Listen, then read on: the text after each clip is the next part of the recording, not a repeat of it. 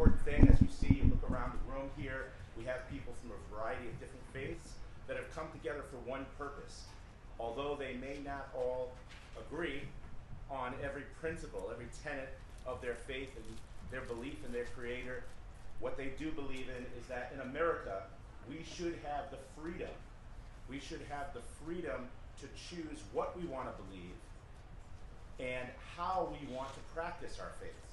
Okay? That is something that is a fundamental principle of our nation, of our Constitution.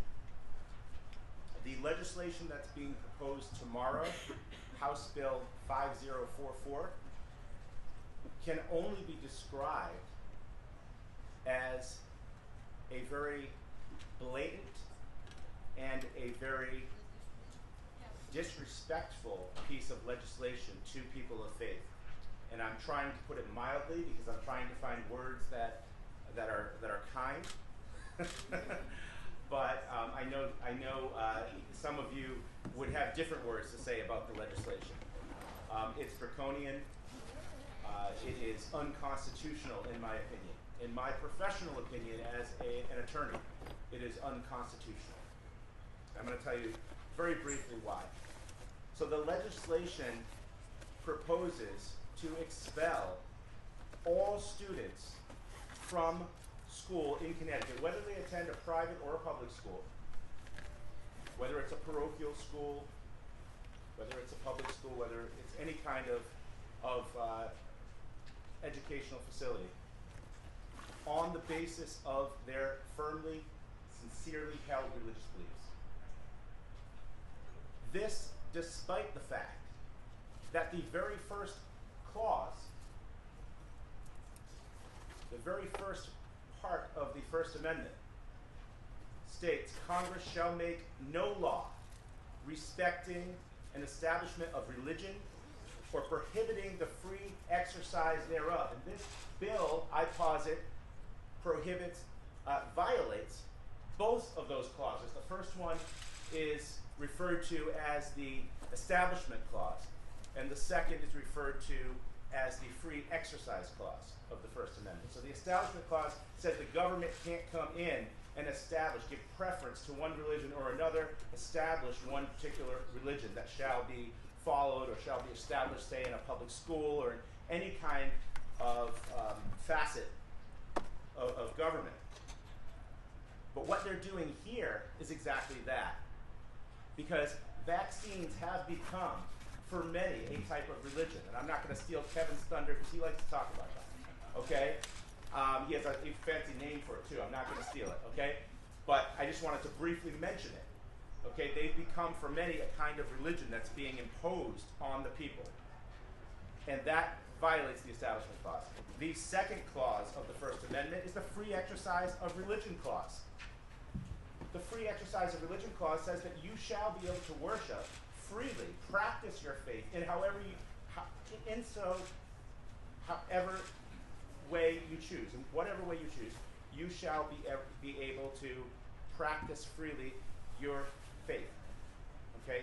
And obviously this law violates that as well, because it is expelling students from school who choose to practice their faith, who choose to exercise their sincerely held religious beliefs. There are sincere objections. And so what you're going to hear today from a variety of speakers, because I'm going to shut up soon, because I am not a clergy member, okay? I am not a theologian.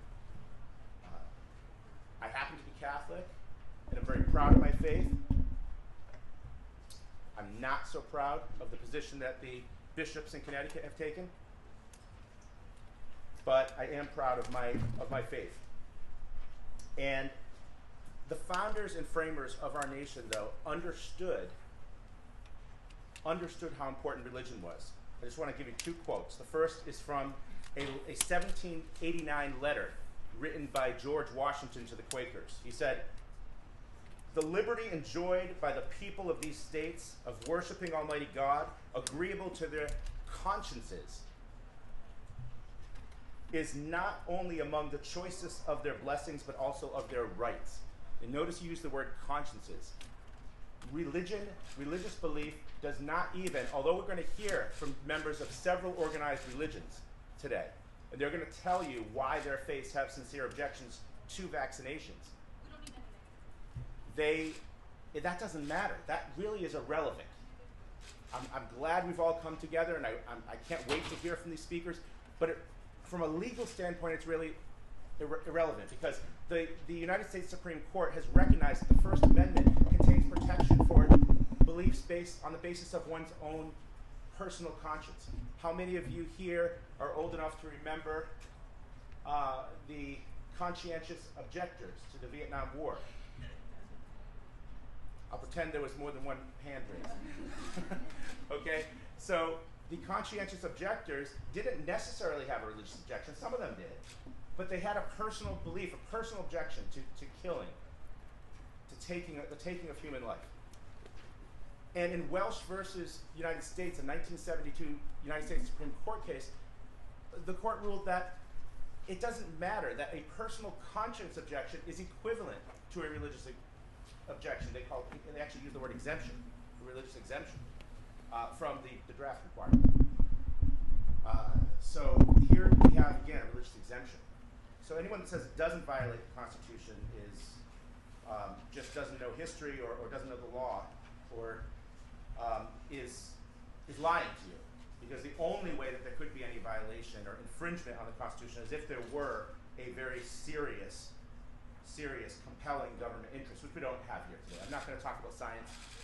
I'm not going to talk about public health, but I'll just say there is no crisis. There is no compelling interest. So there is nothing that would warrant any infringement. That's the only way they could do it constitutionally. And the last quote I want to leave you with is one from John Adams, who said, "Nothing is more dreaded than the national government meddling with religion." And that's exactly what's happening today. And it may not be the national government, it's the state government. Remember, the 14th Amendment to the United States Constitution makes the first 10 amendments to the Bill of Rights applicable to the states. So, of course, that hadn't been decided at the time Adams made that statement, but I just want you all to realize that the Connecticut Freedom Alliance is here to defend religious freedom. All of our members come from a variety of faiths and belief systems, and we all hold that very, very dear. So I'd like to now introduce our first speaker, Kevin Barry.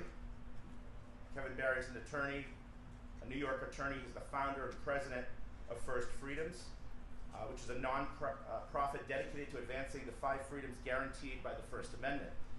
Kevin is a UN representative, an advisory board member of World Information Transfer, an NGO which promotes global health and environmental literacy.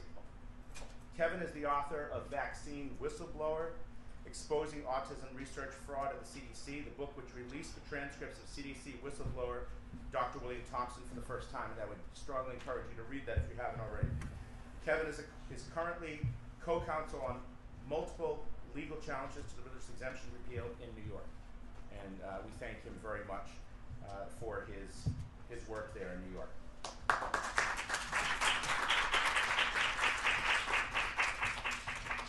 Thank you, everyone. Let's see, is this working? I got to hunch a little bit. How are we doing? It's working. All right. Thank you, Brian, and Connecticut Freedom Alliance for putting this on, and Don and Jen. This is a very important forum. Last year, when this bill almost got legs, I was concerned at the lack of religious leaders who had turned up to Hartford to complain about pulling of religious liberty. So it's fantastic to see religious leaders on both sides of us around the room who are objecting to erosion of religious liberty. Because if the leaders of various religions aren't coming to talk to legislators about to object about an erosion of a religious freedom, it could be logical for them to think that they don't mind, and they do mind. So thank you especially to the clergy who showed up today. And I don't want to reiterate too much what Brian already went over very eloquently, but there are 5 freedoms in the First Amendment. Freedom of religion is the first one. That's important. It's important that it's the first one. They passed the Constitution, our forefathers, and then they said, okay, what are the rights reserved to the people? And they came up with the Bill of Rights. And the first thing in the First Amendment is freedom of religion. And it has two prongs, as Brian said. It's a free exercise clause, which most people focus on, and the establishment clause, which is a kind of a sneaky one. But to the advocates who are here, I want to applaud you also, because what you're doing, a lot of times you get called like you're crazy people, like you're conspiracy theorists, but you are actually patriots. You're doing all 5 things that the First Amendment protects. You're protecting your religion, you're using speech, you're contacting the press, you're assembling, and you're petitioning the government to redress your grievances. So you are patriots. You are fantastic Americans. So I'll get back. If I forget to mention the establishment clause at the end, somebody slap me. The American principles, they didn't come out of nowhere. You know, they didn't. The reason that there's an establishment clause is there were in the Middle Ages, like from the 1500s to the 1700s, there were all kinds of damaging wars. You know, we've forgotten our history. There were all kinds of damaging wars. There's Catholic kings, Protestant kings, Church of England, Crusades. The people here who founded this country, a foundational principle of the United States said, we're not going to have that. We're not going to have a state religion, and we're going to have an agree to disagree policy about religion. And it's worked really well for 240 years, right? And let's keep that streak going another 240 years. Connecticut's looking to chip away at that this year, and it should not happen. They have absolutely forgotten our history. And on Thomas Jefferson's tombstone, Jefferson lists 3 accomplishments. He wrote his own tombstone. His tombstone says he's the author of the Declaration of Independence. He's the founder of the University of Virginia, and he is the author of the Virginia Statute of Religious Freedoms. That was in the 1750s. The Virginia Statute of the Religious Freedoms is the basis of the First Amendment. So Jefferson got it right historically. He leaves off his tombstone 2-term president, Secretary of State, signer of the Treaty of Paris to end the Revolutionary War. Those are minor compared to the Virginia Statute of Religious Freedom. In Jefferson's mind, we've forgotten that. Connecticut, I'm going to have to read it off my phone because I couldn't memorize it, but it's a very similar statute to what New York has. The Connecticut State Constitution, and this is also a forgotten thing. You have a state constitution. It's not just the Bill of Rights. You have a state constitution. Here's what Section 3 says, right at the very beginning. The exercise and enjoyment of religious profession and worship without discrimination shall forever be free to all persons in the state, provided the right hereby described and established shall not be so construed as to excuse acts of licentiousness or to justify practices inconsistent with the peace and safety of the state. So the whole controversy is going to come down to that last clause. Is if they allow religious exemptions to continue, as they have for the last 60 years, does it disturb the peace and safety of the state? And we would argue absolutely not. And I would also, and we have plenty of evidence for that, and you're going to hear a lot about that tomorrow in the testimony when hundreds of people show up to educate the legislators on that subject. Also, what I found in multiple states, I do this in multiple states, I've heard this from Connecticut legislators too. I heard it in New York preposterously by the Assemblyman Dick Godfrey, who ran the Health Committee, who ran the shady vote that pulled New York's religious exemption.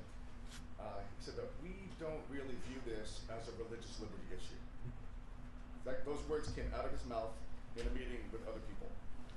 And so in his mind, he's not viewing removing a religious exemption. The word is right there. You know, the R-E-L it starts. He doesn't view removing religious exemption as a First Amendment issue. That's ridiculous.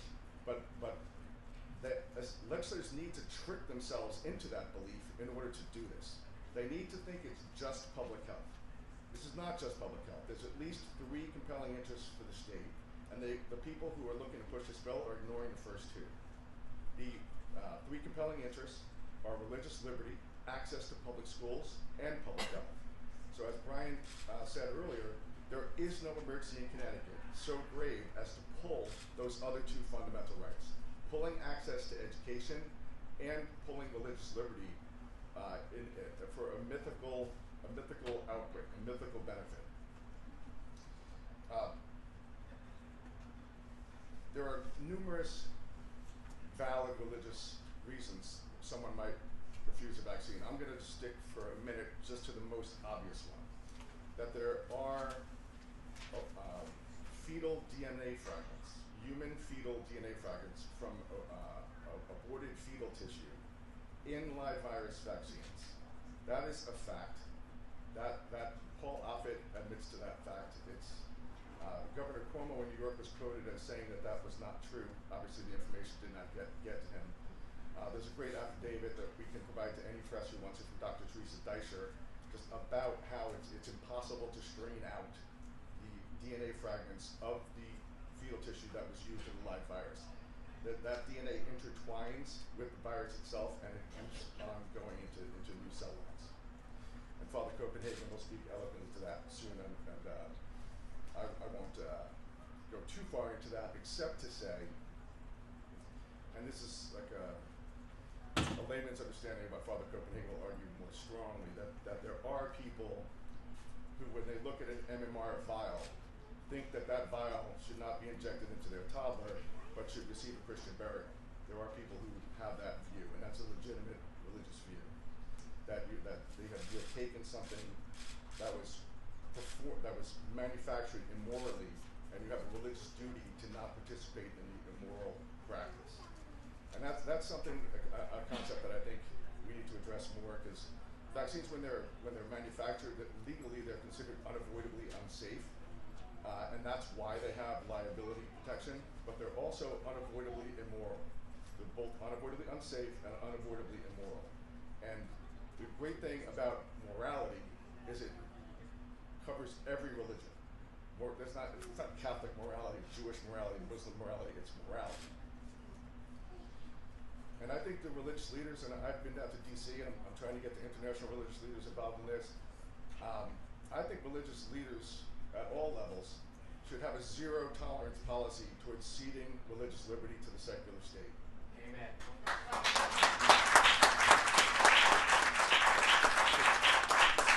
The only reason it's even being considered now is because the word vaccine has a magic connotation in some people's mind. That it is, it's magic, it's a magical cure. And one thing that I frequently like to espouse on, and this is some data from Dr. Bob Sears' website, Community Education Group. These are the rates that the death rate from infectious disease were down before the vaccines, before 1960. Polio, and these are all in the 99.99 numbers. And polio, 99.99, 4 nines. Measles, 99, 3 nines and 8. Pertussis, 99.987. It goes on and on and on. The idea that vaccines have saved civilization is just false. It's a false idea, and bearing false witness violates the Ten Commandments. So that's another valid religious reason to object to this. And back to the Establishment Clause. I think states are becoming dangerously close to establishing a state religion around vaccines. There's a you'll hear a lot tomorrow. But if you go back and look at news reports from legislators, you're going to hear a lot of "I believe in vaccines. I believe in the vaccine program. Believe, believe, believe." Yeah. But this is a concept that it's science versus belief. No, it's belief versus belief. Yeah. And if that is the case, that's an equal protection argument, and the state cannot impose its belief onto other people's beliefs. That's right, yeah.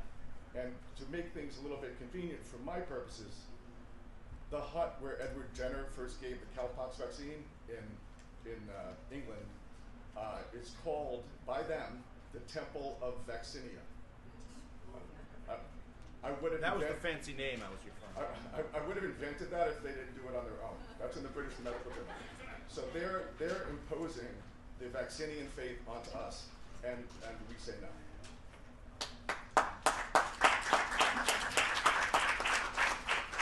So I firmly believe that the mortality rates dropped due to, and the credit that pharma has taken rightly belongs to plumbers. It belongs to sandhogs who dug the tunnels that bring you, the people who dug the sewers. It belongs to the electricians who provide refrigerated foods from farm to table. All of those things knock the infectious disease rate, the mortality down to near zero before mass vaccination even started. So for legislators, many legislators, if you feel like if you vote to preserve religious liberty in Connecticut, that the sky might fall from infectious disease, the sky's not falling. The sky's not falling. Vaccines, the pharmaceutical industry is taking credit that belongs to plumbers. Thank you.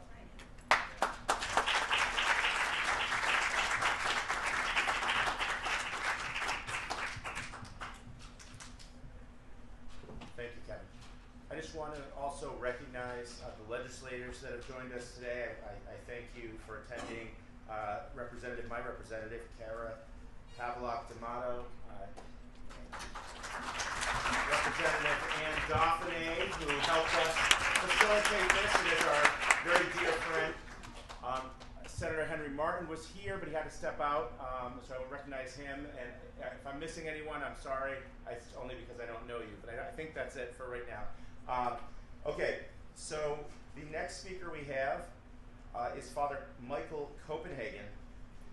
Father Copenhagen, some of you may remember, for those of you who either watched or attended the vaccine injury epidemic event in Washington, D.C. this past November.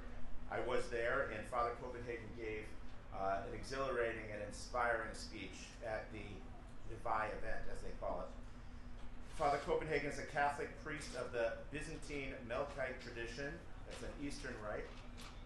He is the shepherd to St. Nicholas Church in Rochester, New York. He teaches high school philosophy, theology, and Latin, man after my own heart. And he lives in Rochester with his wife Maria and 6 kids. Yes, priests in the Byzantine rite can marry. All right, here it is. Welcome, Father Copenhagen.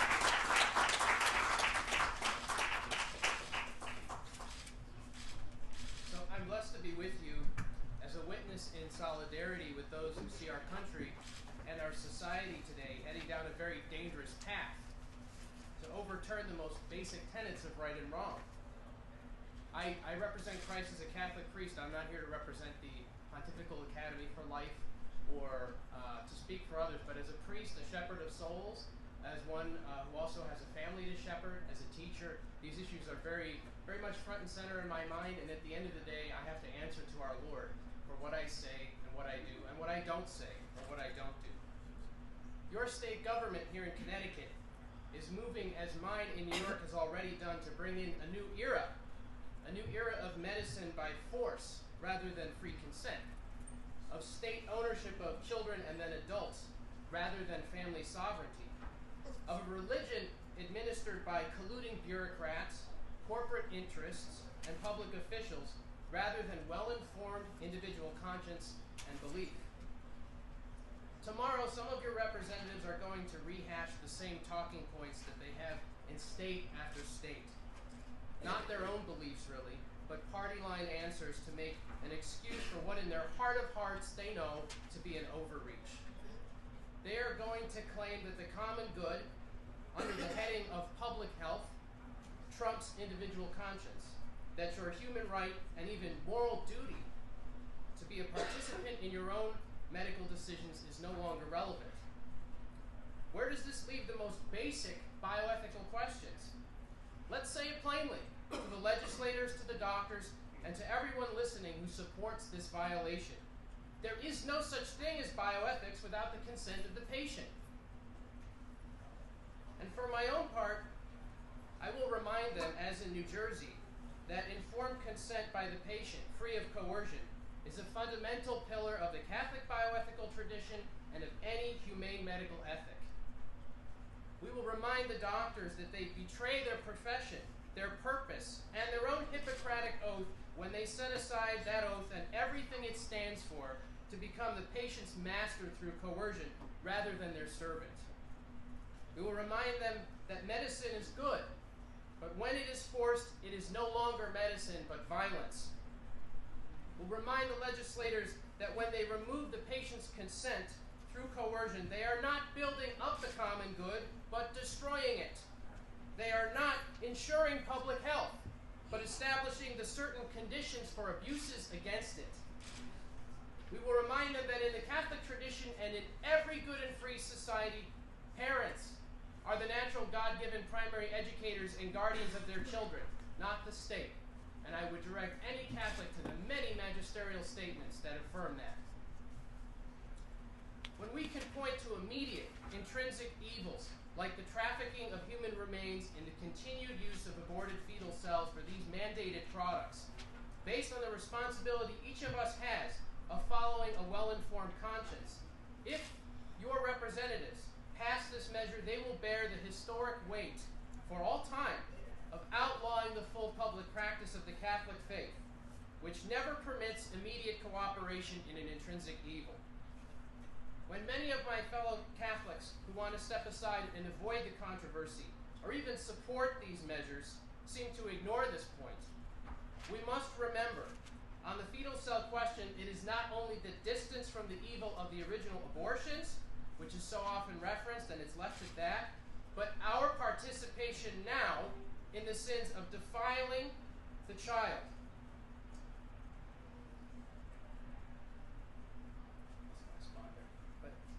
Defiling the child by exploiting his or her mortal remains, refusing to honor them, made in God's image and likeness, by respectfully reposing them as should be done. To ignore this point, they must hold that the trafficking of human remains, the remains of a murdered human being, is not an intrinsically evil act, which is absurd. Pope John Paul II specifically named and universally condemned this practice. I cannot kill my neighbor, and I do not have the right to use my neighbor's mortal remains for perceived personal benefit or financial gain. Our Lord Jesus Christ responds to such an issue in the gospel.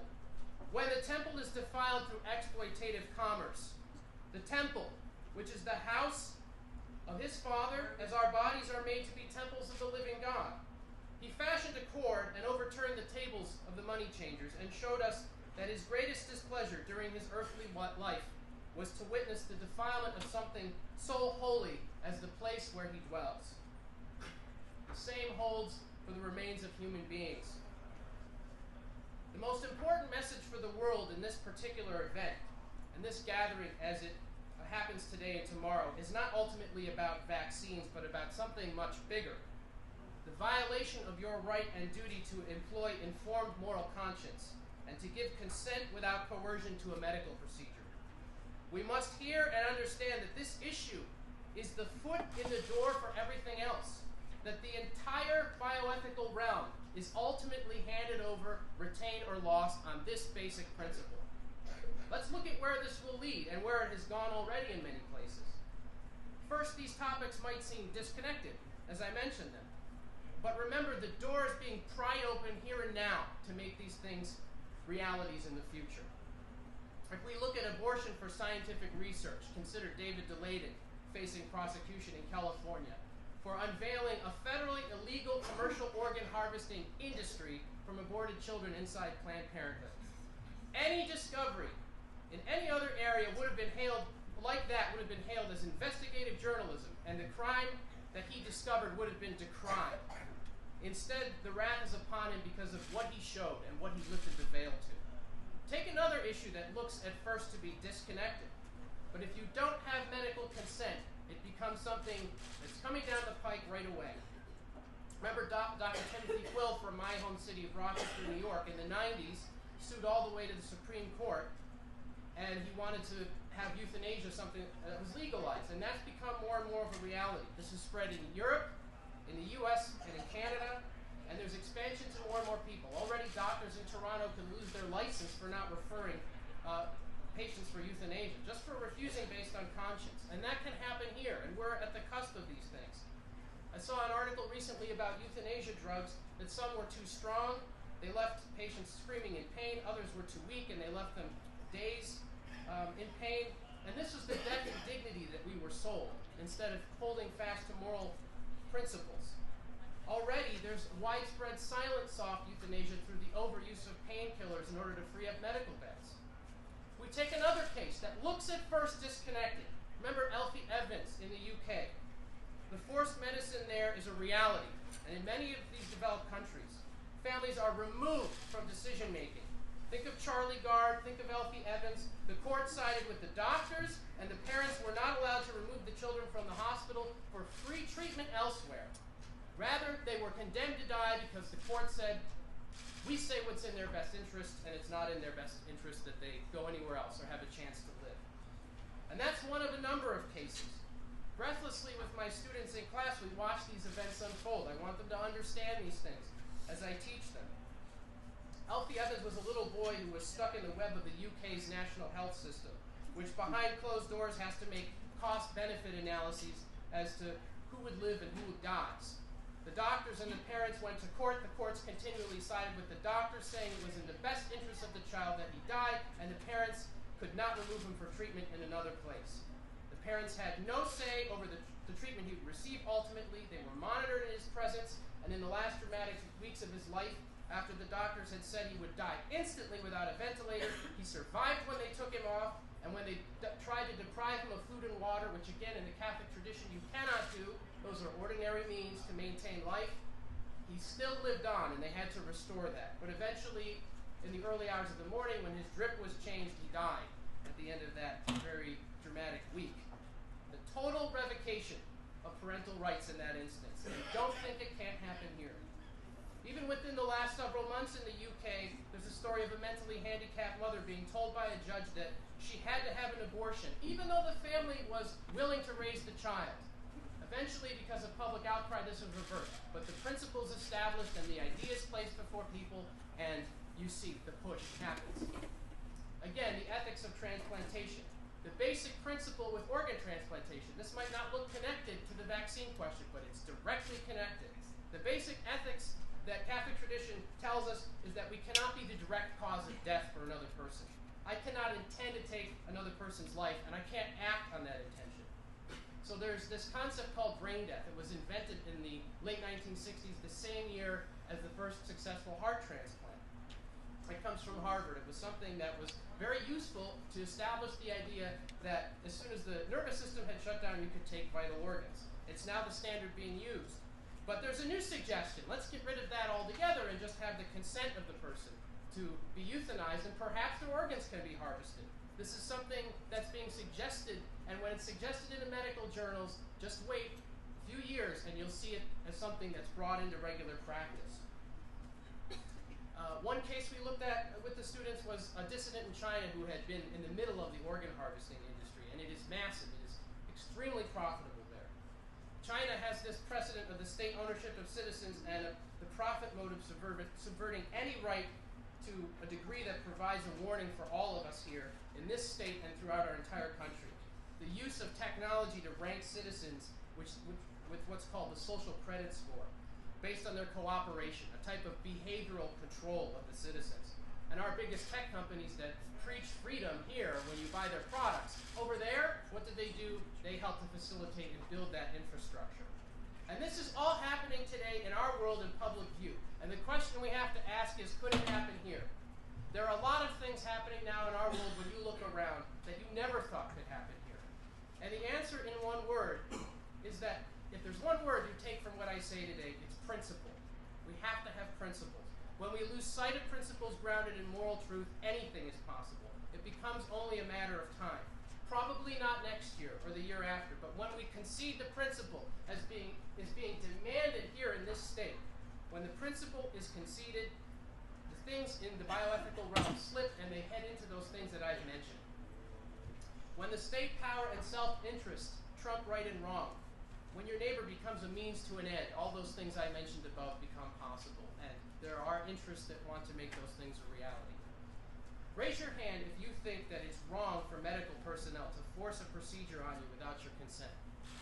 That's amazing. All the citizens in the room, many of them from Connecticut, everyone thinks it's wrong, and your elected legislators should represent that opinion, I would think.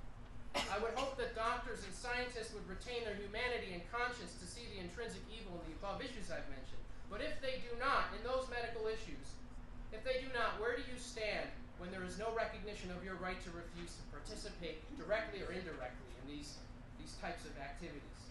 And how does this relate ultimately to vaccination? I've come to realize that beneath all the scientific questions you might have about this, all the discussion of is it safe or is it not safe, you've stepped into the issue that currently represents nationally the heart of a war over the most basic of principles.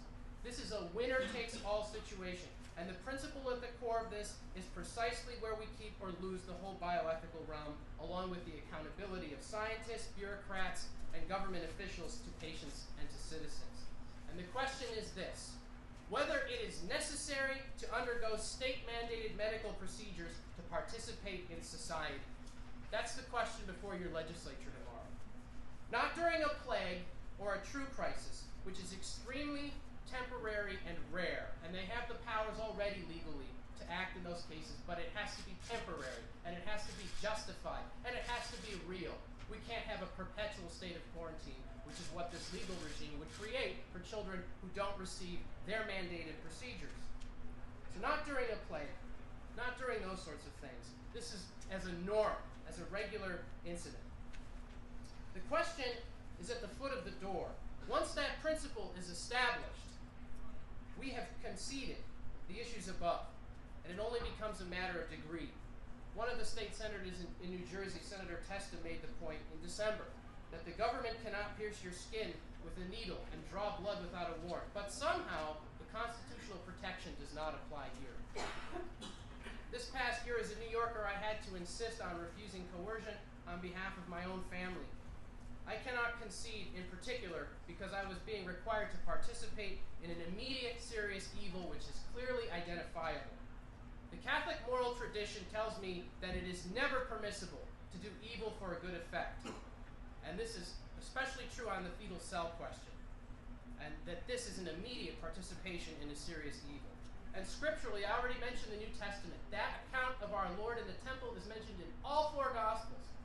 But also in the Old Testament, you see Tobit's refusal to partake in anything stolen. These human remains are stolen and the theft continues, although the original abortion is a completed act. And Tobit himself fulfilled God's command that he buried the dead. And so he did, in danger of his own life, he did that. And Scripture records it as a lesson to all of us. And that's precisely the moral issue here. Burial of the dead, with the case of the fetal cell lines, and the refusal to participate in something that's stolen and to take part in that. Eleazar, in the Old Testament as well, in the story of the Maccabees, refused to break the old law by consuming something unclean or even to pretend to do so because it invited others to commit an evil. The fetal cell issue is not the only problem, however. There are other moral problems that make mandated and exceptionless vaccine schedules problematic, and something we shouldn't just hand over the rights to question and to refuse to participate in. The idea of the schedule itself, a mandatory schedule, is untenable because each preventative medicine can pose specific moral problems. Each type of vaccine is a different treatment in itself. So to have a list of 50, 60, however many are added, and when this right is handed over, they can be added at the whim of bureaucrats in the state health departments. Cases in point include, but are not limited to, fetal cell lines and vaccines, as I mentioned, Gardasil, which has moral issues surrounding it and questions that are very important, the flu shot, as well. I'll mention why that's the case. Now, if we look at Gardasil, for example, the claim mainly is that it prevents a remote health consequence arising from immoral behavior. And this is equivalent, when you think about it, to distributing condoms to school children. Even though the condoms, in theory, would be more of a disease barrier, this is just to prevent an effect, in theory, if it works the way it's claimed. And the issue with this is it's never morally permissible to commit an act, in this case, giving a type of medicine, which is contingent on the presence of a personal intention to commit sin, especially grave sin, and encouraging immoral behavior among young children in particular, which is what this does. I cannot produce and keep the written escape plans for a violent heist which only have use if I'm going to commit the sinful act in question, to rob the bank. Similarly, a prenuptial agreement invalidates in Catholic theology a sacramental marriage because it is concrete proof that the parties do not hold the teaching of the indissolubility of sacramental marriage and are therefore incompetent to receive that. Plainly put, Catholic theology does not make provision for the best way to do wrong. Normally, Gardasil only has value where there is an intention to commit sin. Cases of rape are too statistically low to be a basis for a universal mandate, especially one that requires periodic re-inoculation.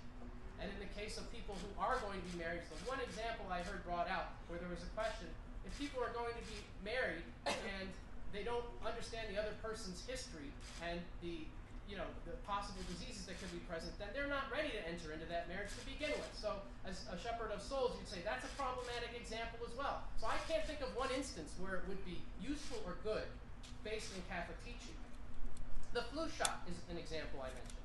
The annual flu shot has tremendous admitted variance in efficacy due to the fluctuation of flu strains. And this is the public claim about it. A medical course which is of admittedly little or unlikely effect constitutes extraordinary means, which in Catholic theology means you don't need to use them, so that if they're mandated, you wouldn't need to receive it. Extraordinary means are always optional for the patient, never obligatory, whereas ordinary means, like food and water, as I mentioned in Alfie Evans' case, are always required. Tetanus, another one. It's a non-communicable and rare disease, especially in developed countries. Tetanus cannot be mandated on the basis of any group immunity, yet is being mandated using that reasoning as if it were communicable. So again, the vaccine schedule, this is on the schedule, but the rationale to make it mandated, this particular vaccine doesn't fit that. And then there is the untenable position of pro-abortion policymakers, who seem to be those in the state legislatures pushing this most strongly. And in the vaccine mandate issue, you would hold, as one of those legislators, that the prevention of an indirect, unintentional, unlikely effect, in this case the possible contagion of a disease, on another person justifies the universal violation of bodily integrity of individual citizens. That's the claim of those promoting this. And yet, on the abortion question, they hold that bodily integrity is inviolable to such a degree that it even justifies the direct and intentional termination of another human being's life by abortion. These positions cannot be reconciled. This is philosophically and morally bankrupt hypocrisy. It proves that you care neither for the woman's right or the children's health, but only for power and status. So all of what I've said so far holds true, even if the products are 100% safe and effective, which is the claim. These are completely religious, philosophical objections to this. The scientific claims, however, too many conflicts of interest are there in the scientific evaluation. Just looking from a moral perspective, there's so many conflicts of interest. I think of some of the corruption I saw in New Jersey, the home state of Merck. But look at New York, the multi-millions that were given to the governor the day or the day after he signed a law into effect. This is a clear conflict of interest. Public policy can't be made legitimately this way. And there are many people I've met personally who have a history of injured and even deceased children in the last few months as I've been involved in this. It's amazing. And then there are these excessive counterindications when you consider all these individual people you meet that say, my child died the day after an inoculation, or has a permanent injury that began days after the inoculation. These are counterindications that have to be taken seriously. There was an issue a few months back of whooping cough spreading in a school in Texas that was 100% vaccinated, and it's not the only instance of that. So this question, ultimately, that I'm speaking on, goes beyond government legislation and corporate profits. It is spiritual and it is fundamental. We do not win or lose this issue at the level of legislation, ultimately, because an unjust law in Catholic tradition is no law at all. If you cooperate with an evil law, then you are aiding and abetting, giving life and force to that evil. This is a spiritual struggle. At the spiritual level, this is not ultimately about control of your body. It's about getting you to go along. It is cooperation of your will that's really, in the end, sought. That is the purpose of every tyrannical government in history when you think about it. The evil kingdom in this world and the kingdom of darkness, that is the end of the enemy of our human nature, to get our will. No one believed the propaganda in the Soviet Union. Everyone knew Pravda was propaganda, and they would take their evening walks at the time it would come on, because they didn't believe they were getting anything true from it. So why bother with the propaganda as the state government? It was the intimidation to obtain cooperation in the evil of the lie. In a word, it was cooperation with evil that was sought. And that's where this leads. And that is where we succeed or fail ultimately. What is sought is silence, concession, and cowardice. And we have to stand up when these things are in our face in the way that they are. If we refuse to consent to evil, we've already won. If we are not willing to refuse, we have already lost. The only success in this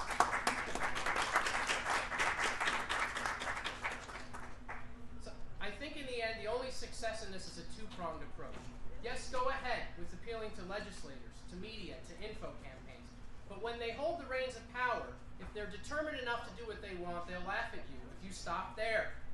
If we believe the lie that elected officials hold our fate, then they do. So there must be a second prong to all of this. The willingness to hold together and to show up in person and to demand that acts of intimidation stop.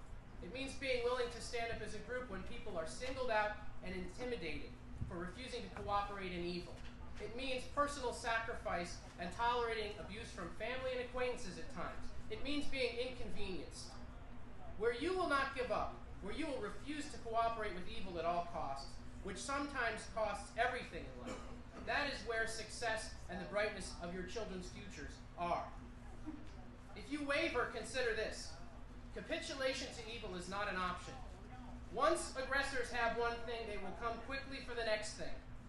Capitulation is not an option because when you know that something is evil and you give into it because you fear suffering, not only will you suffer more in the end, not only will you have capitulated a freedom or a principle, you have capitulated your entire self to that evil, an entire self made in the image and likeness of God. Capitulation is not an option. Only firmness with God's strength, firmness in truth, firmness in hope, firmness in love for our neighbor, firmness in principle, and when it seems like everyone in your world says 2 + 2 = 5, just say 5 and we'll give you everything in your life back. Just say 5 and you can live in peace and prosperity. Just say 2 + 2 = 5 and we won't hate you anymore. There's only one option that all of us have. We have to say 4. I keep hearing how people are afraid.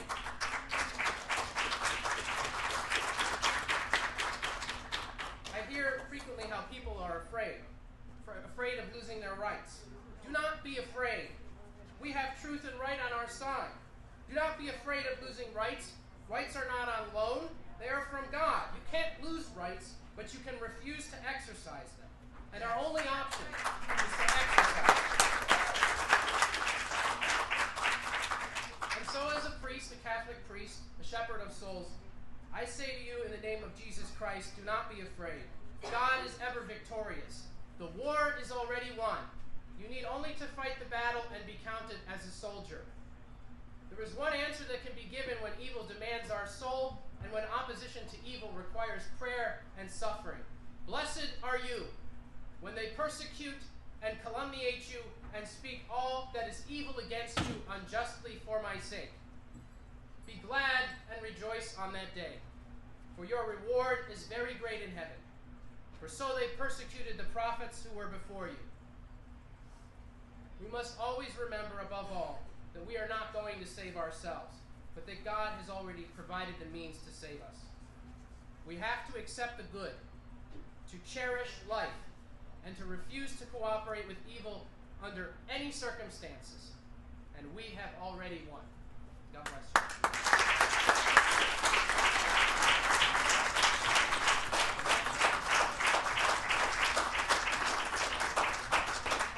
Thank you, Father Copenhagen.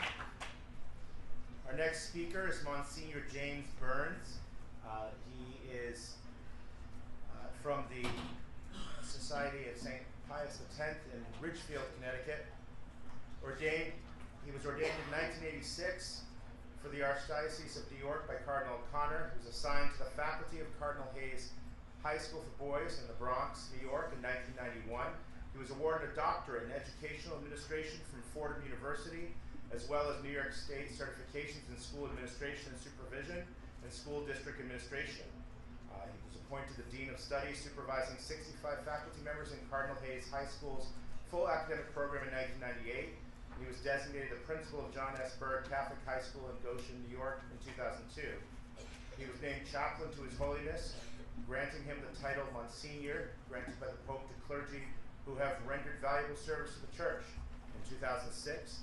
And he was honored by Cardinal Dolan, along with 10 other priests of the Archdiocese of New York, on the 25th anniversary of his ordination in 2011. So, my Lord, Monsignor.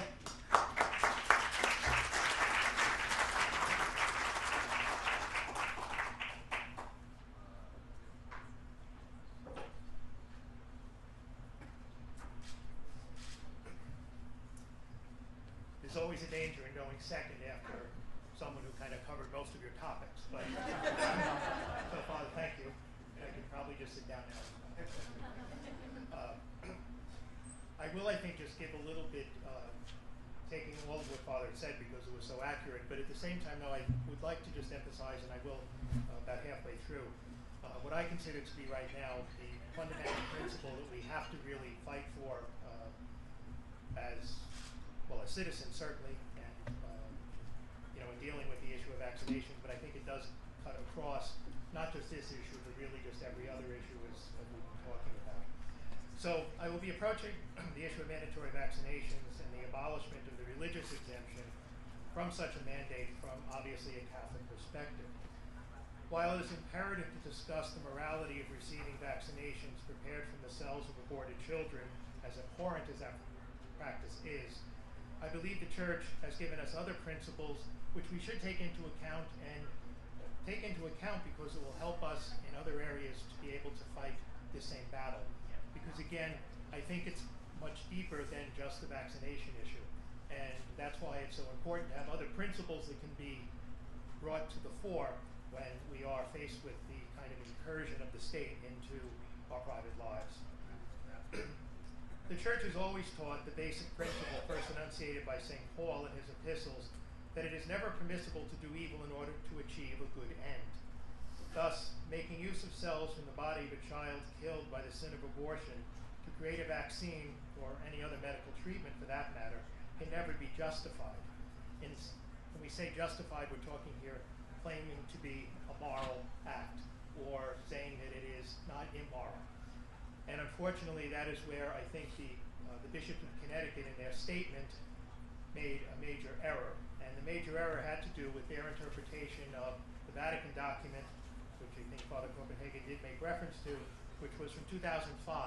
And it was entitled The Moral Reflections on Vaccines Prepared from the Cells Derived from Aborted Human Fetuses. And that document does make it quite clear, however, that to use these vaccines can never be considered moral.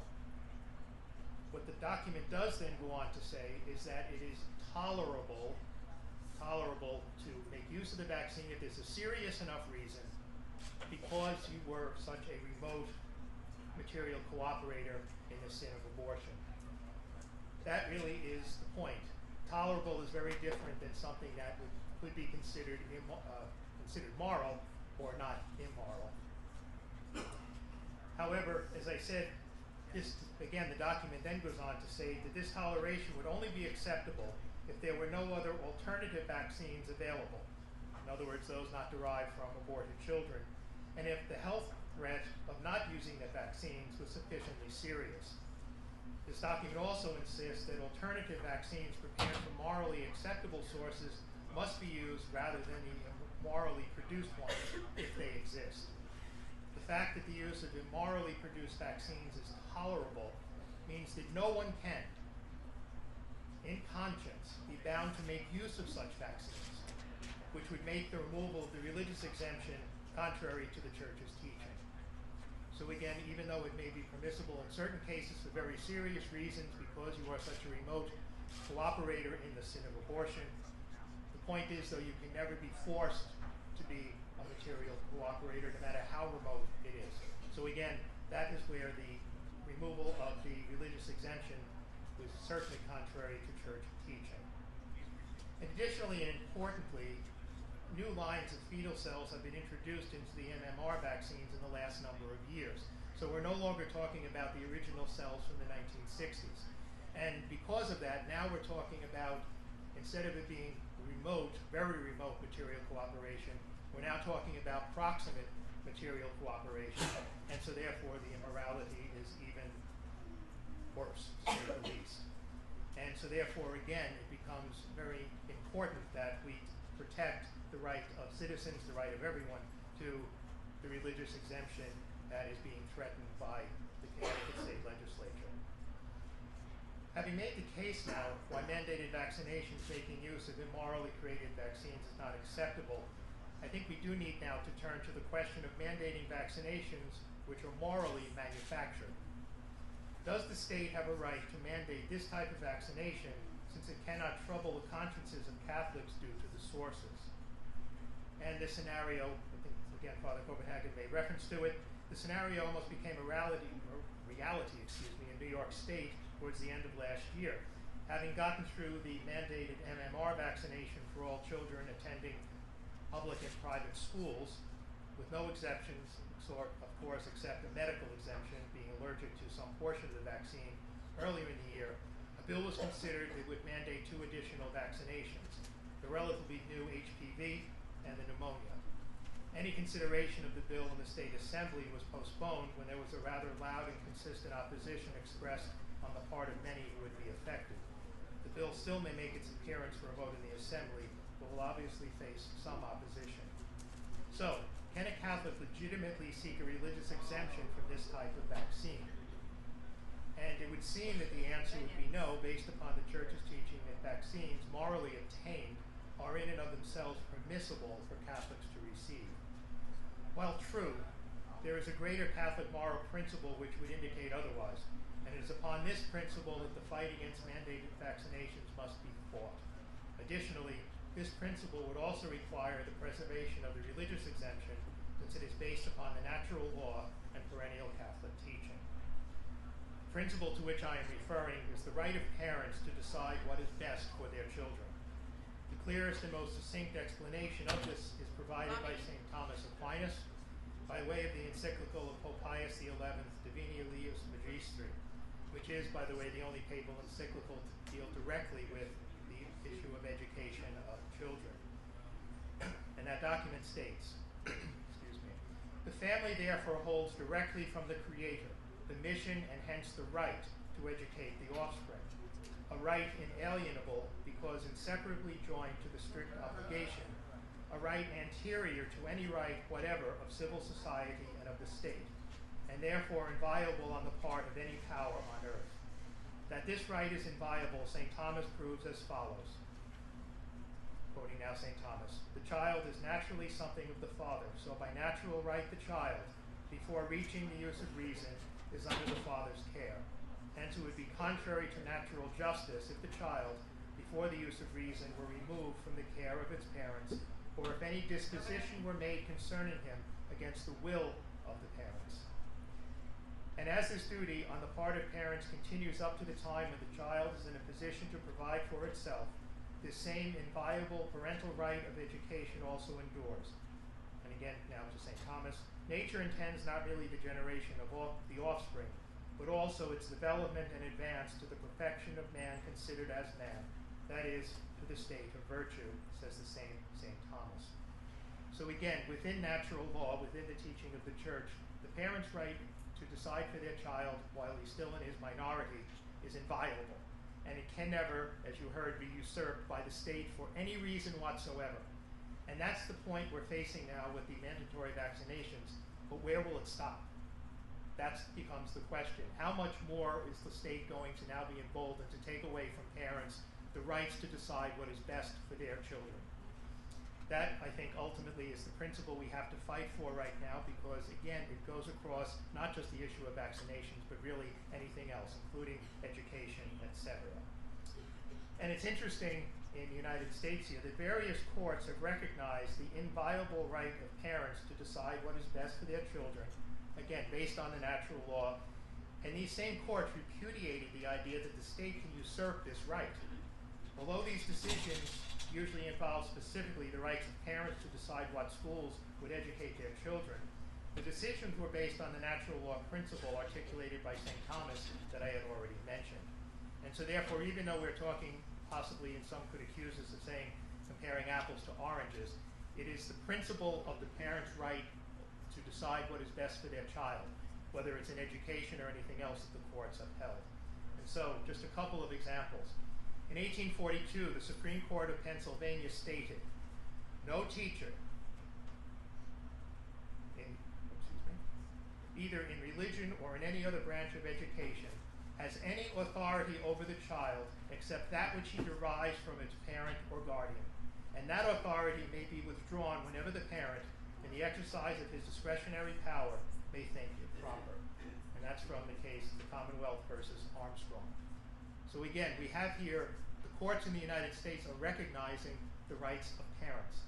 And now we're facing where, very simply too, legislatures are stepping in, and are we seeing now cases that eventually will make it to courts where these rights are going to be violated because we're no longer holding on to natural law? That is a possibility, of course. Another case, in Kansas, the court declared, quote, the rearing of children is not a fact, the rearing of children is not in fact a function delegated by the state to the citizens, any more than the begetting of children is a delegated state function. And the theory of government recognized by the Declaration, and the Declaration they're referring to is this statement, that the rearing of children is a function that the state delegated to parents. And the theory of government recognized by this Declaration is responsible for absolutism in its most tyrannical form. So again, another court making the statement. And the final court decision I will mention is probably one that is the most important in a sense, because it is from the United States Supreme Court. And in its decision in the Pierce, Governor of Oregon, et al. Versus the Society of the Sisters of the Holy Names of Jesus and Mary from 1925, the Supreme Court now of the United States stated, the fundamental theory of liberty contained in the 14th Amendment, by the way, was the basis for the court's decision, which again is quite interesting when we're dealing with the fact that in the 14th Amendment it was the same amendment that was used to justify the decision in Roe versus Wade. And so therefore, if we're talking about, again, the simple concept that the woman can choose to do what she wants with her own body, now we're using the same kind of amendment to try to undermine religious liberty. Makes no sense. As Father Copenhagen mentioned, it's basically contradictory. But in any case, again, back to what the court said. The fundamental theory of liberty, upon which all government in the Union repose, excludes any general power of the state to standardize its children by forcing them to accept instruction from public teachers only. So again, they're talking education, but now the principle. The last line is, the child is not the mere creature of the state. Those who nurture him and direct his destiny have the right, coupled with the high duty, to recognize and prepare him for additional obligations. And again, we can hear there.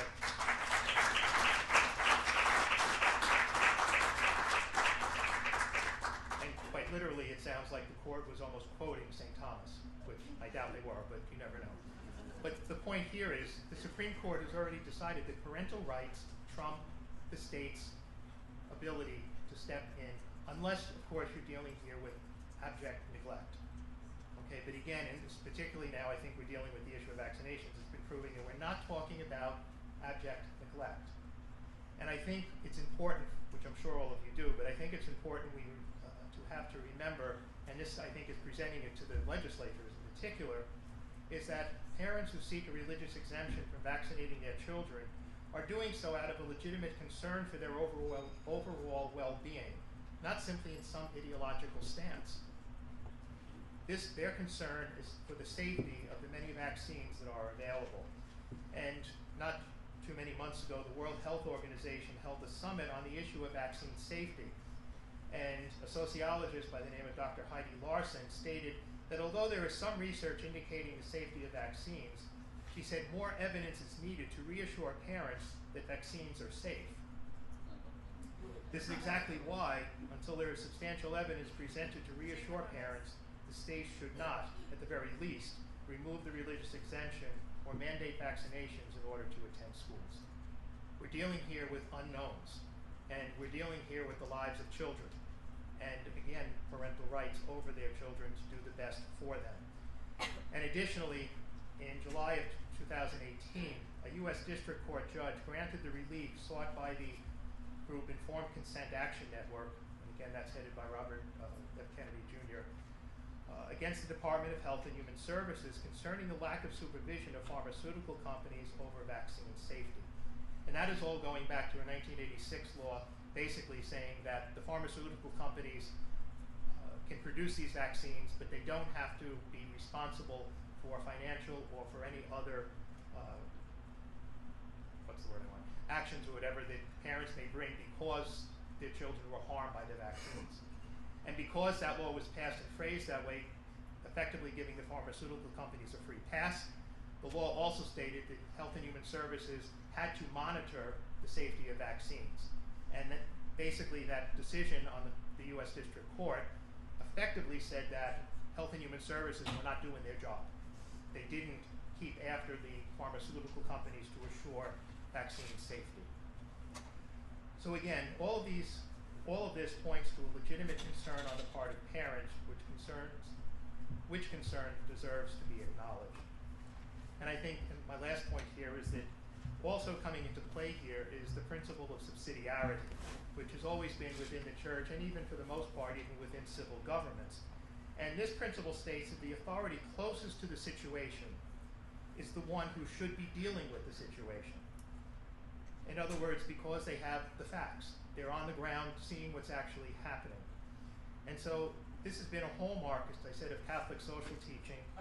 And thus, it is contrary to this principle to have a state government mandating something that should be handled by parents for their families, or at the very least, the individual school or school district.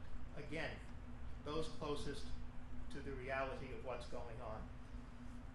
And again, this is one more Catholic principle which should be respected by maintaining the religious exemption for vaccines.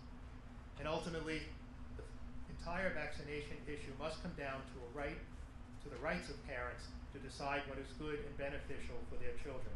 If parental rights are sacrificed on this issue, we risk the continued incursion by the state into the lives of us all. Thank you, and God bless you.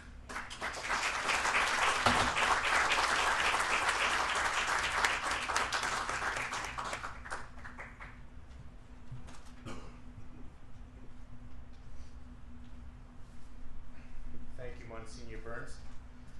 So our next speaker we have is a surprise guest speaker.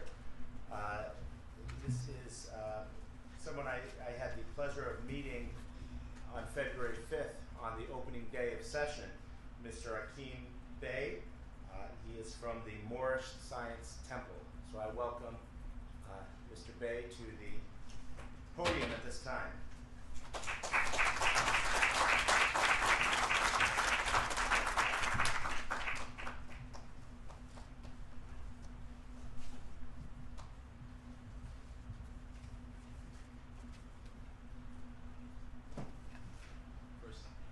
First, I want to rise and give praise to the Most High, who we refer to as Allah. I want to extend honors to all the true and divine prophets, namely Jesus, Muhammad, Buddha, Confucius, and the last prophet in these days and times, the Honorable Prophet Noble Ali. I want to further extend honors to the forerunner and harbinger of the Prophet Noble Ali, being the Honorable Marcus Mosiah Garvey. I want to extend further honors to my national grand chief, Jelani Bey. I want to extend further honors to members, citizens, and officials of the Moorish Divine National Movement. I want to extend further honors to this forum for having us, and I appreciate it. Thank you.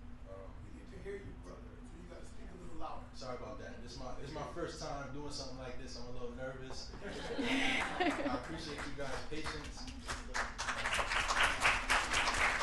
you. So I just wanted to read something that I put together, and then I want to go into some statistics as well. I heard a few of the other clergymen speak about certain topics and issues that concern us all universally, but there is this statistics and data out there that supports the fact that vaccines and immunizations affect what we colorably call the Black and brown community. I would like to also touch on some of that as well, but I'll start with this and say, thank you, and say, if this legislation is passed, it will deny thousands of healthy children the right to equal protection and public education. It will also discriminate and segregate them on the grounds of their religious beliefs. According to the Connecticut Constitution, this is a violation of Article 3,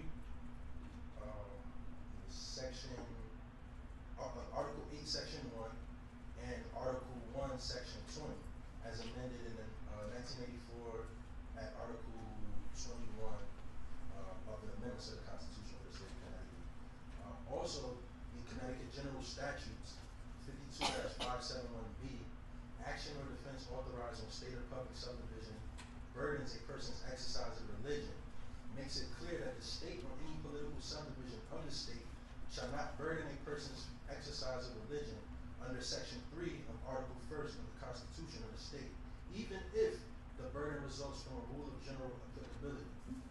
exception to this rule of law is that if the state or any political subdivision demonstrates that application of the burden to the person is in furtherance of a compelling government interest, and two is the least restrictive means of furthering that compelling government interest. So what is the compelling government interest in regards to the state for burdening the free exercise of a person's religious belief and practices? And has the state proven its compelling governmental interest before a court of competent jurisdiction, or the court of the people? If so, has it been determined that this burden is the least restrictive means of compelling that government interest? If public safety seems to be the rallying cry to push this bill through, then take this into consideration. That according to studies, the rise in religious exemptions since 2003 has not had an impact on decreasing measles, mumps, and rubella cases in Connecticut. Those that exercise their religious freedom to not be vaccinated are therefore not a risk to public or a threat to the public health. Meaning, because people use religious exemptions, it has no effect on what's going on in regards to the effect that vaccinations have on people. So the correlation is not there. Furthermore, the CDC acknowledges that one dose of the MMR vaccine leaves 22% of mumps, 7% of measles, and 3% of rubella recipients unprotected. So there's still a possibility that there will be an outbreak or something like that. So it's not a 100% guarantee that vaccinations will work anyway. It says a second booster does slightly improve antibody response to 12% from measles, 3% from mumps. But this shows that even with 100% vaccination coverage, there will still be an outbreak within fully vaccinated populations. Studies also show that vaccines wane anywhere between 2 to 10 years after inoculation.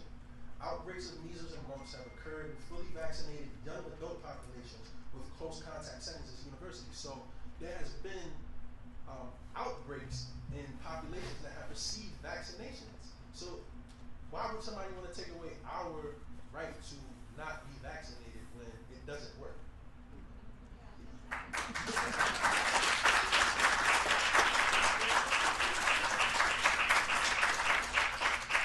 No child or group in Connecticut has ever been denied access to public school based on beliefs until now. Again, to deny public school because of a person's set of beliefs or ideas violates Article 1, Section 20 of the Connecticut State Constitution. Some families hold to the philosophical religious belief that vaccination is a complex medical treatment that should be individualized, or isn't right for their children. This is their creed, and the state of Connecticut gives creed the same weight as it does race or national origin. The law prohibits a public school from regarding or requiring a student to attend a particular school because of his race, creed, or color. This means that the public school system cannot insist a child attending a particular school based on creed, which includes forced homeschooling, just as this cannot be done because of race or skin color.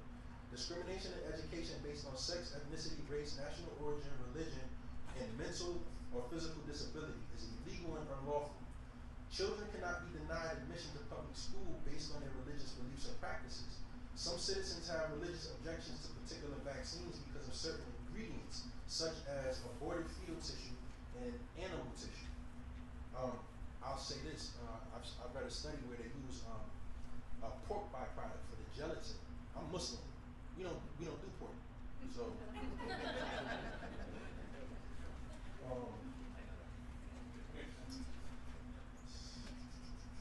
sorry, I lost my where I was at.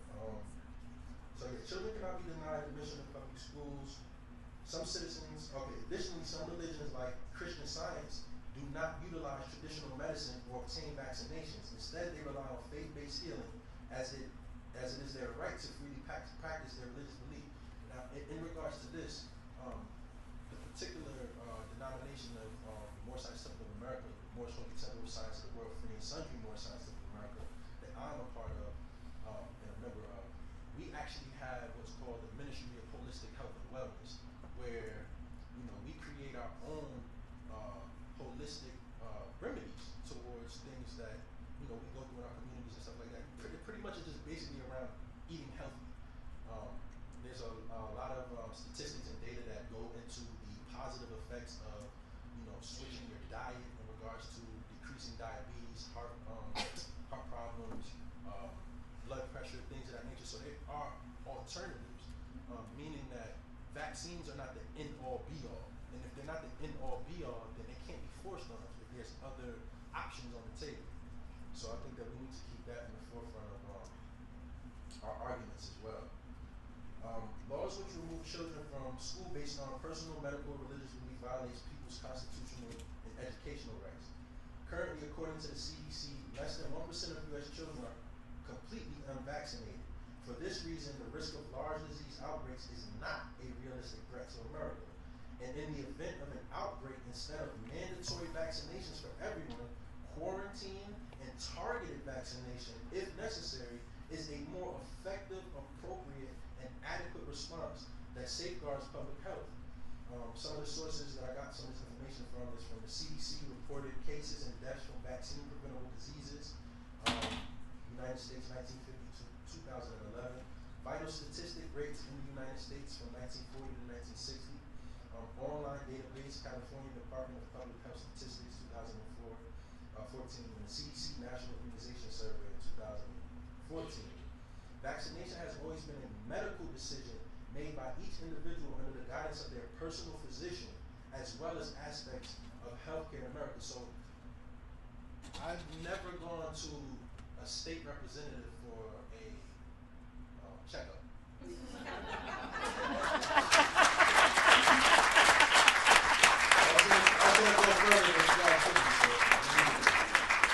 You know how easy this is? Yeah, it's very simple. Getting more claps than me, that's for sure. So vaccination, okay, so until now, only 2 states, which is Mississippi and West Virginia, had mandatory vaccine laws which were medical choice, where medical choice was removed from parents. They also rank among the least healthy states in the nation. West Virginia's 44th and Mississippi's last. And we see why. They pass laws like that. And the other point that I wanted to make is that, my understanding of vaccination and immunization is that it carries the actual pathogen. So if you get the pathogen put in you, aren't you more likely to spread it than me if I've never had it injected in me? I mean, it's just common sense.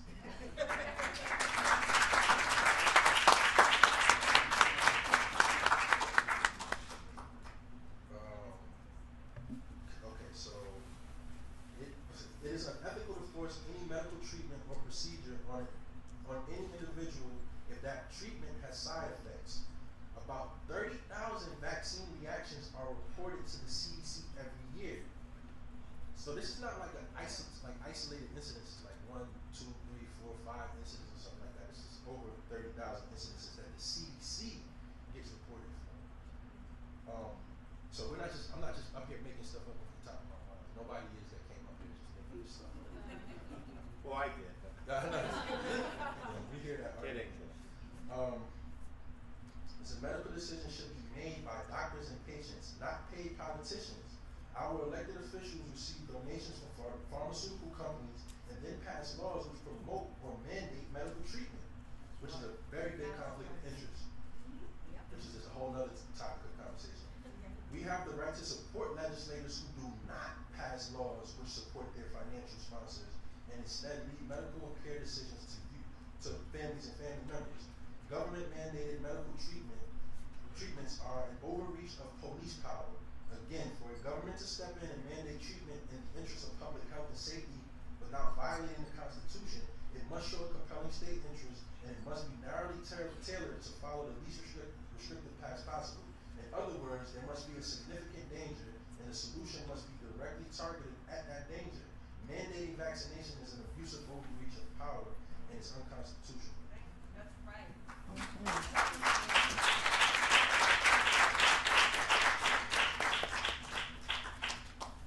So, pretty sure everybody kind of knows about the whistleblower from the CDC.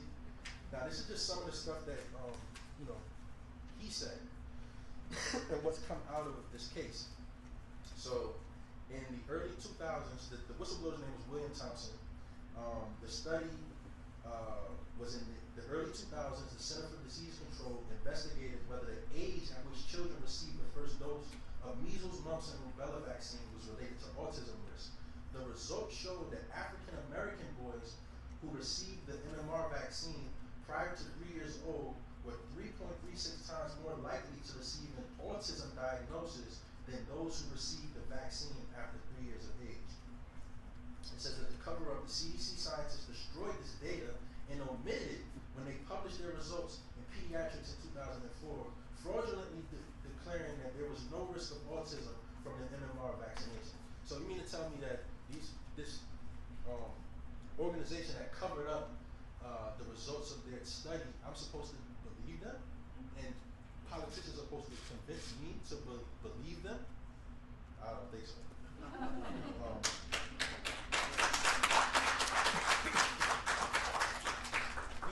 William Thompson said that I regret that my co-authors and I omitted statistically significant information in our 2004 article published in the Journal of Pediatrics.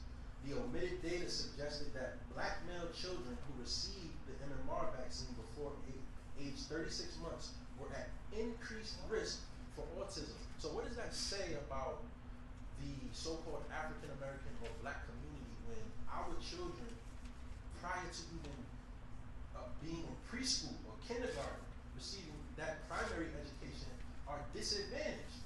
What does that mean for our communities? That means that our children will be unproductive for us, which is a problem for anybody, any ethnicity that has, we have our differences, but we're very similar in many ways. Nobody wants the children in their community to not have a chance starting out the womb. And that's what this is doing to predominantly African American and children of color. Now, I will say this, that based on our religious beliefs and practices, we don't support the fact that, and this has a connection and correlation to my people's ancient and historic traditions.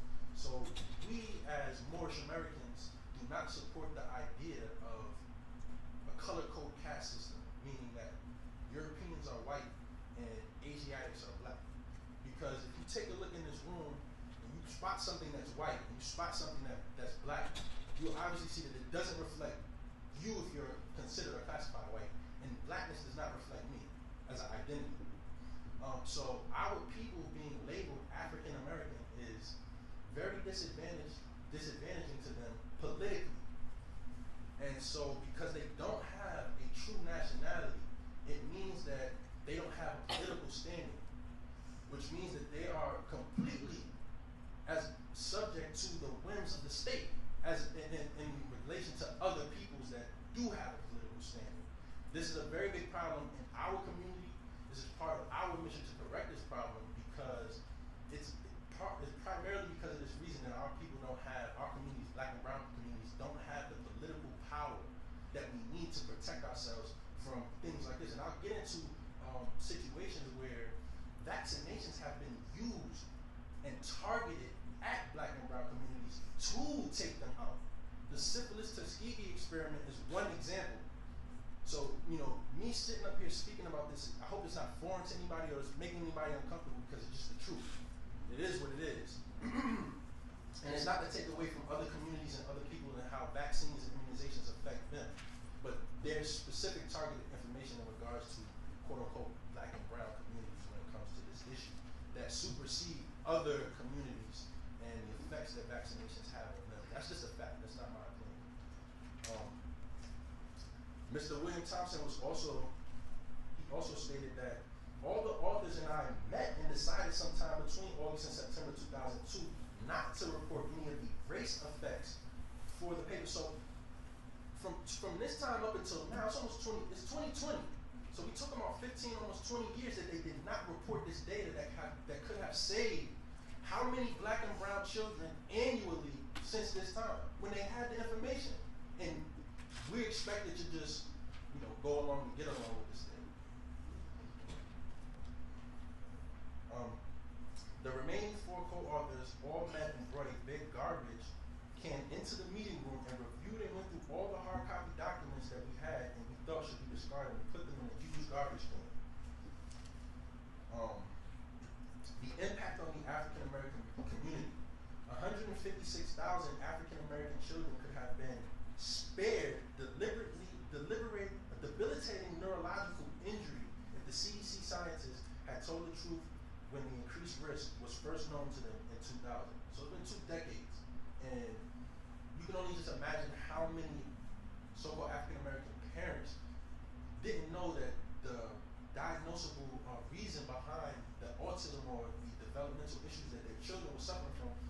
vaccinations.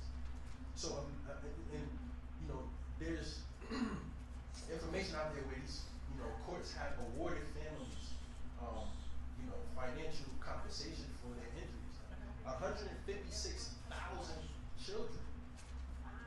That's 56,000 potential cases that weren't heard. That's 156,000 children that have been silenced, pretty much. Yes, honors. So they pose the question, why? A growing body of evidence shows African Americans have stronger immune response, which increases risk of vaccine injury. The Mayo Clinic, which is a pretty prestigious clinic in the United States, they found that African Americans have a 2-time higher vaccine response rate. The most outstanding and some degree unexpected difference that we found is that African Americans have much higher antibody responses to the vaccine rubella than we have seen in other populations. The vaccine in essence is working differently. The question is why? It's the same vaccine in human beings administered the same way, and yet it stimulates a very different set of gene expression and protein secretion that protein being antibody that protects us when we see the virus. Maybe we only have to give African Americans, this is what they suggested, maybe we only have to give African Americans half the size dose that we give to Caucasians. If you only need half as much vaccine to reach the same level of protection, we're adding cost and potentially risk by giving you double what you actually need. So, you know, they had this information and they didn't disclose it and didn't divulge it. Please, you know, I'm pretty sure everybody in here is not going to support this bill, but you know, get the word out to your communities as well, things of that nature. I appreciate your time. Thank you, Pat.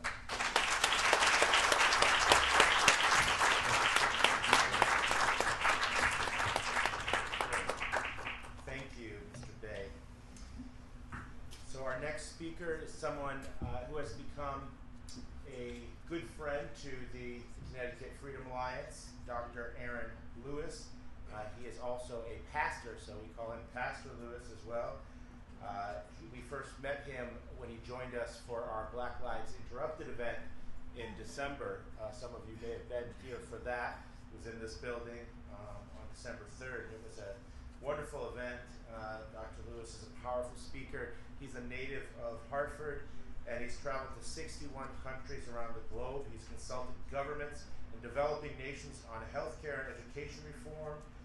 Dr. Lewis has built and supported missions in schools in Colombia, the Dominican Republic, Tanzania, and South Africa. An advocate for chiropractic, Lewis's passion is to see people experience optimal health. As a professional publisher and ghostwriter, Lewis has written more than 221 books, which have sold 33 million copies worldwide on health, spirituality, and purpose.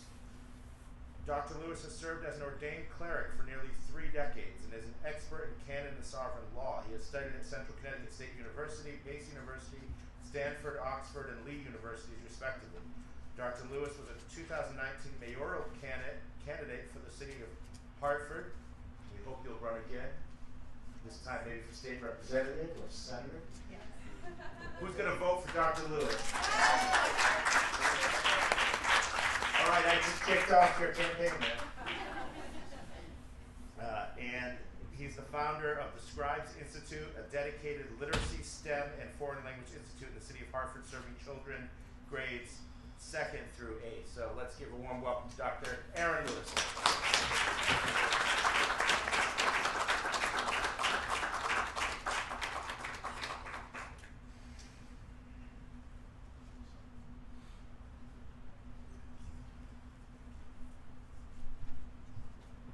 Thank you.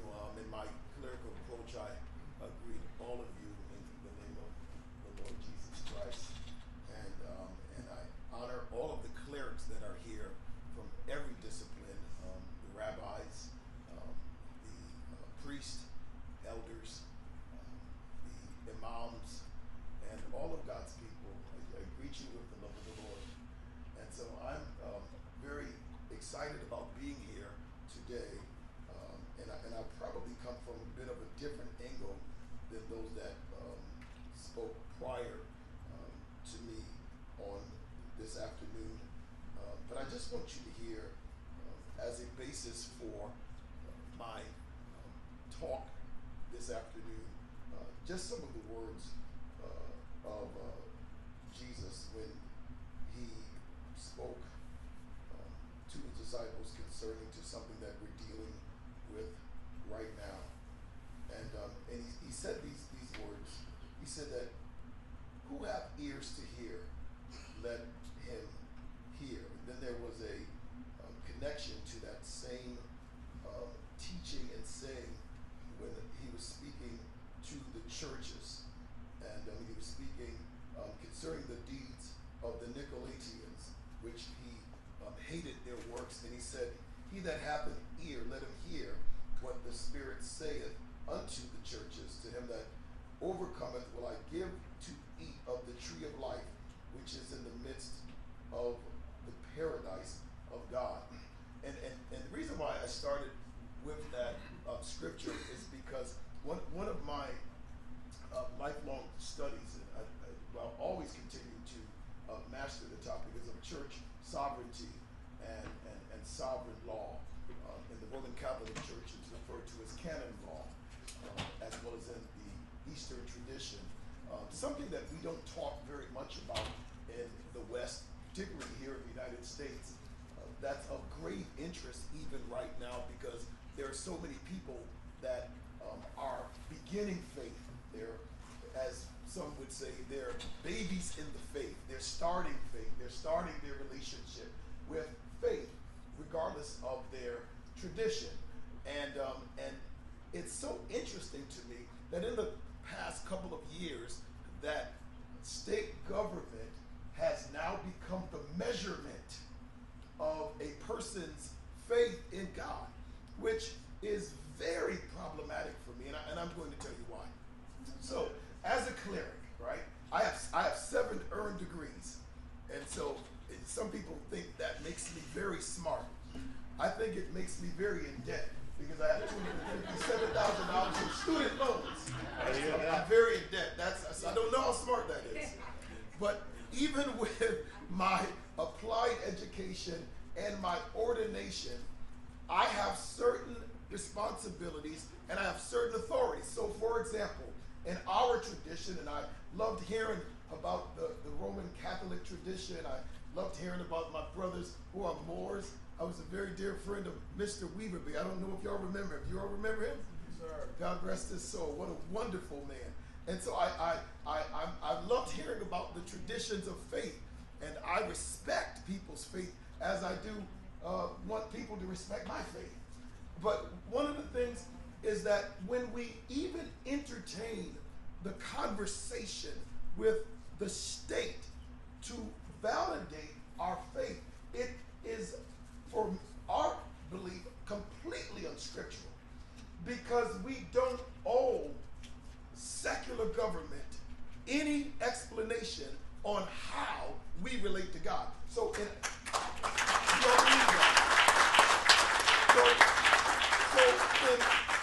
our tradition, I have the capacity and the authority to determine who becomes an elder in our order, right? And an elder in the Catholic tradition would be likened to a priest.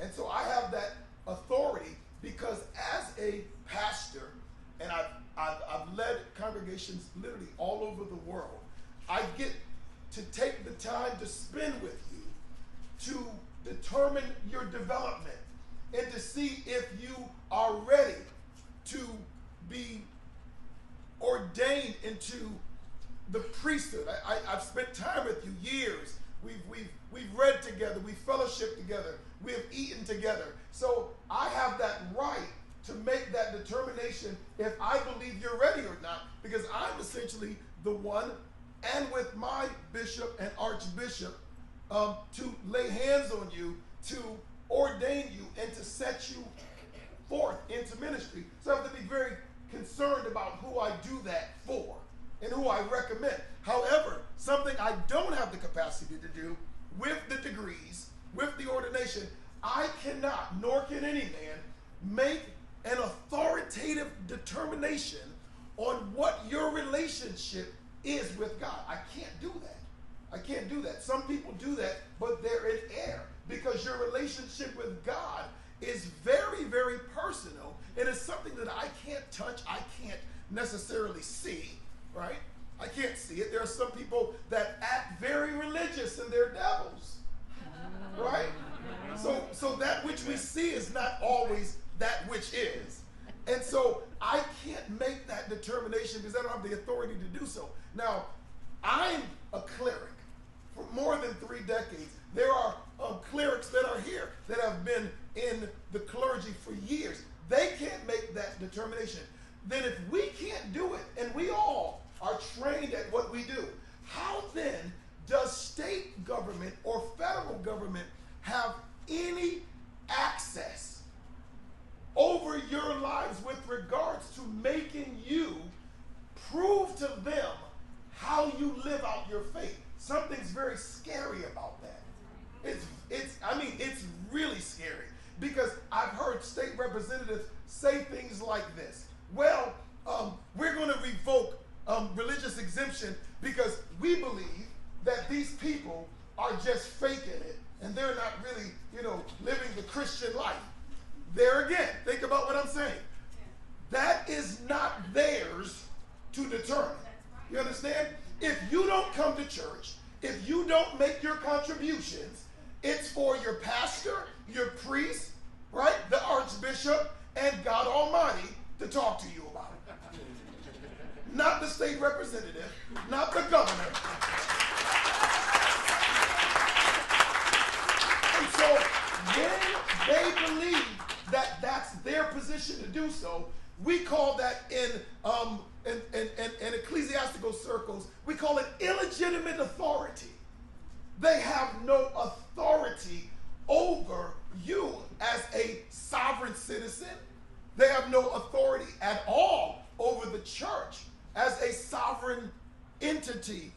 We are in this world, but we are not of the world. And I'm very clear on that. And sometimes I remind my Christian brothers and sisters who we are because we become so secularized in a very, very filthy society that we often forget that we are really sojourners passing through.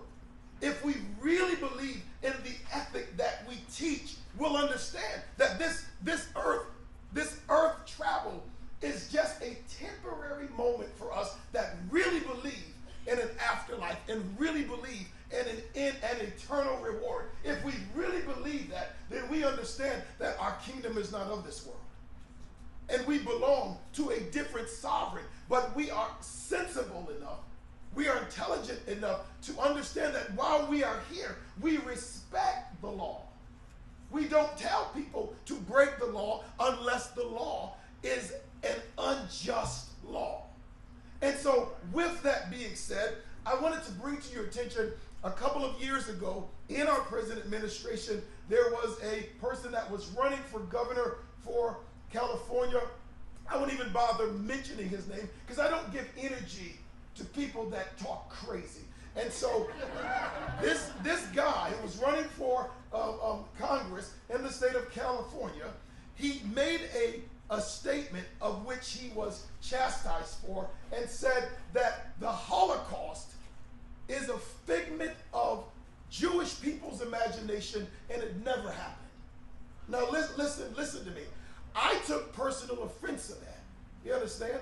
And for one of the reasons, my biological grandfather is a Jew, right? Most of us people of color, we got all a little bit of something in us from somewhere down the line. and so there's a Jewish tradition in my lineage. My grandmother wouldn't be here had it not been for him. Do you understand what I'm saying? And so it was offensive because what he was doing and what he was saying and what he felt that he had the infrastructure to promote was what has been going on for years, as if we are completely ignorant. So we are going to erase a very horrific part of history as if it never happened, because if they can successfully do that, then that means that they have no responsibility to deal with the aftermath of it. The same gentleman then decided to say that chattel slavery that lasted in America for 400 years amongst African Americans was not really chattel slavery, and it was not abusive, and that there were no ramifications with regards to even deal with the topic at all. It needs to just be completely discarded because it never happened. Again, I got offended because there's some people that are people of color in my family. I think you can tell. And so I'm thinking to myself, how does this rhetoric become normalized? It becomes normalized, and this is what I believe, because I believe that much of society, and I'm not saying this in a way to proselytize, but that is something that I do from time to time, but I do believe that our secular minds has become vaccinated with a bad vaccine to the point that we no longer know how to recognize and call evil evil, and we don't even understand what good is. There's no part of this administration that's pushing this bill that is good. And I'm very clear about that. I ran for mayor in this city. I will continue to say they chose the wrong one. You understand? And so I know many of the people that are representatives here in the state of Connecticut. I talk with them, and when I talk with them about this issue, Dr. Lewis, come on now. You know that vaccines are good. There again, there's a dismissive approach to even dealing with the matter, not having any documentation. So I ask very poignant questions. In the same way that I'll research, in the same way that I'll write my books, I ask very poignant questions because you're trying to take a religious exemption away. Can you prove to me that any person who has received religious exemption has been the catalyst for an outbreak anywhere in this country? That's right. If you cannot prove that, then you must completely discard your argument. And so the entire argument is one that is prefabricated. And there again, I don't want us to become so secularized that we stop hearing what Spirit is saying and we stop seeing what Spirit is doing.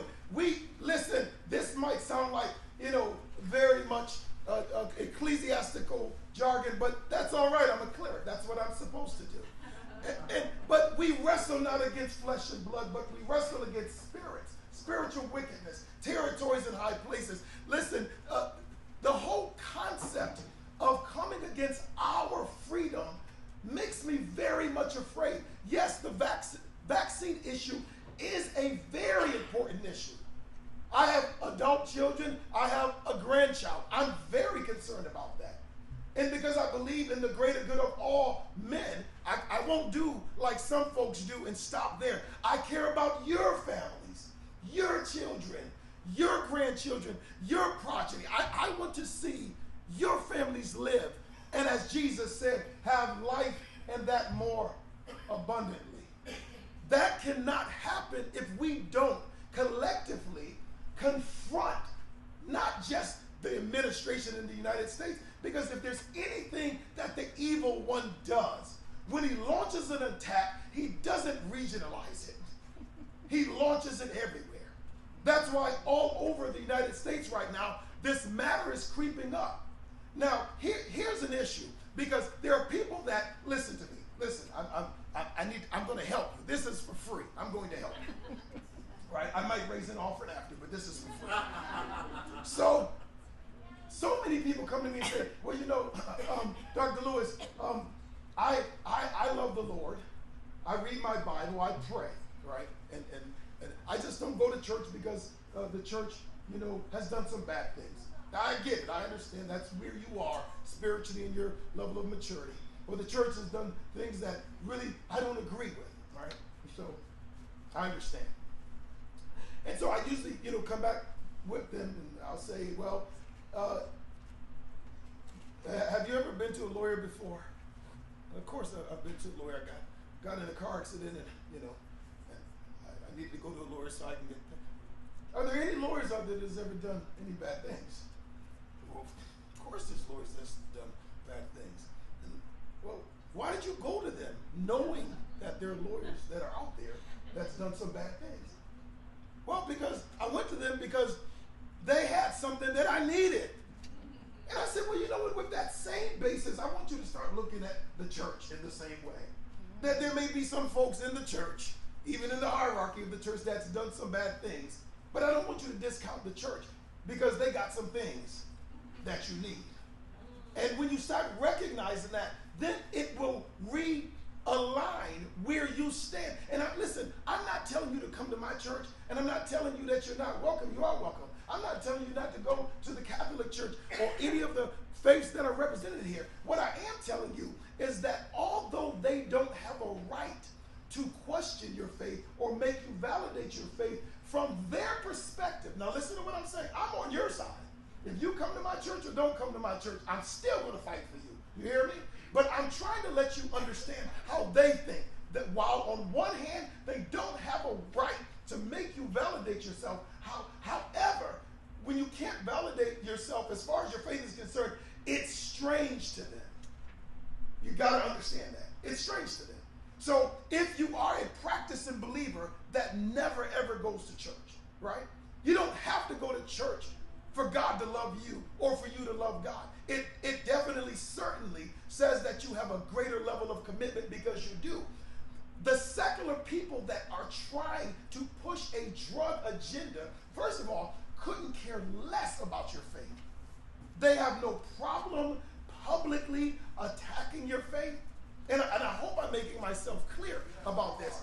They are concerned about money. When I was reading a statistic the other day, I had to call a friend of mine on the phone who's an expert on this matter.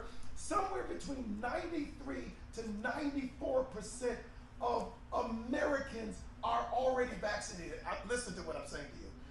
Which means that somewhere between 5 to 7% are people that are not vaccinated. First of all, as my brother would say, some things are common sense. Common sense would tell you that if that were the case and vaccines were doing its job, that the 7% should be very, very healthy. That's the first thing.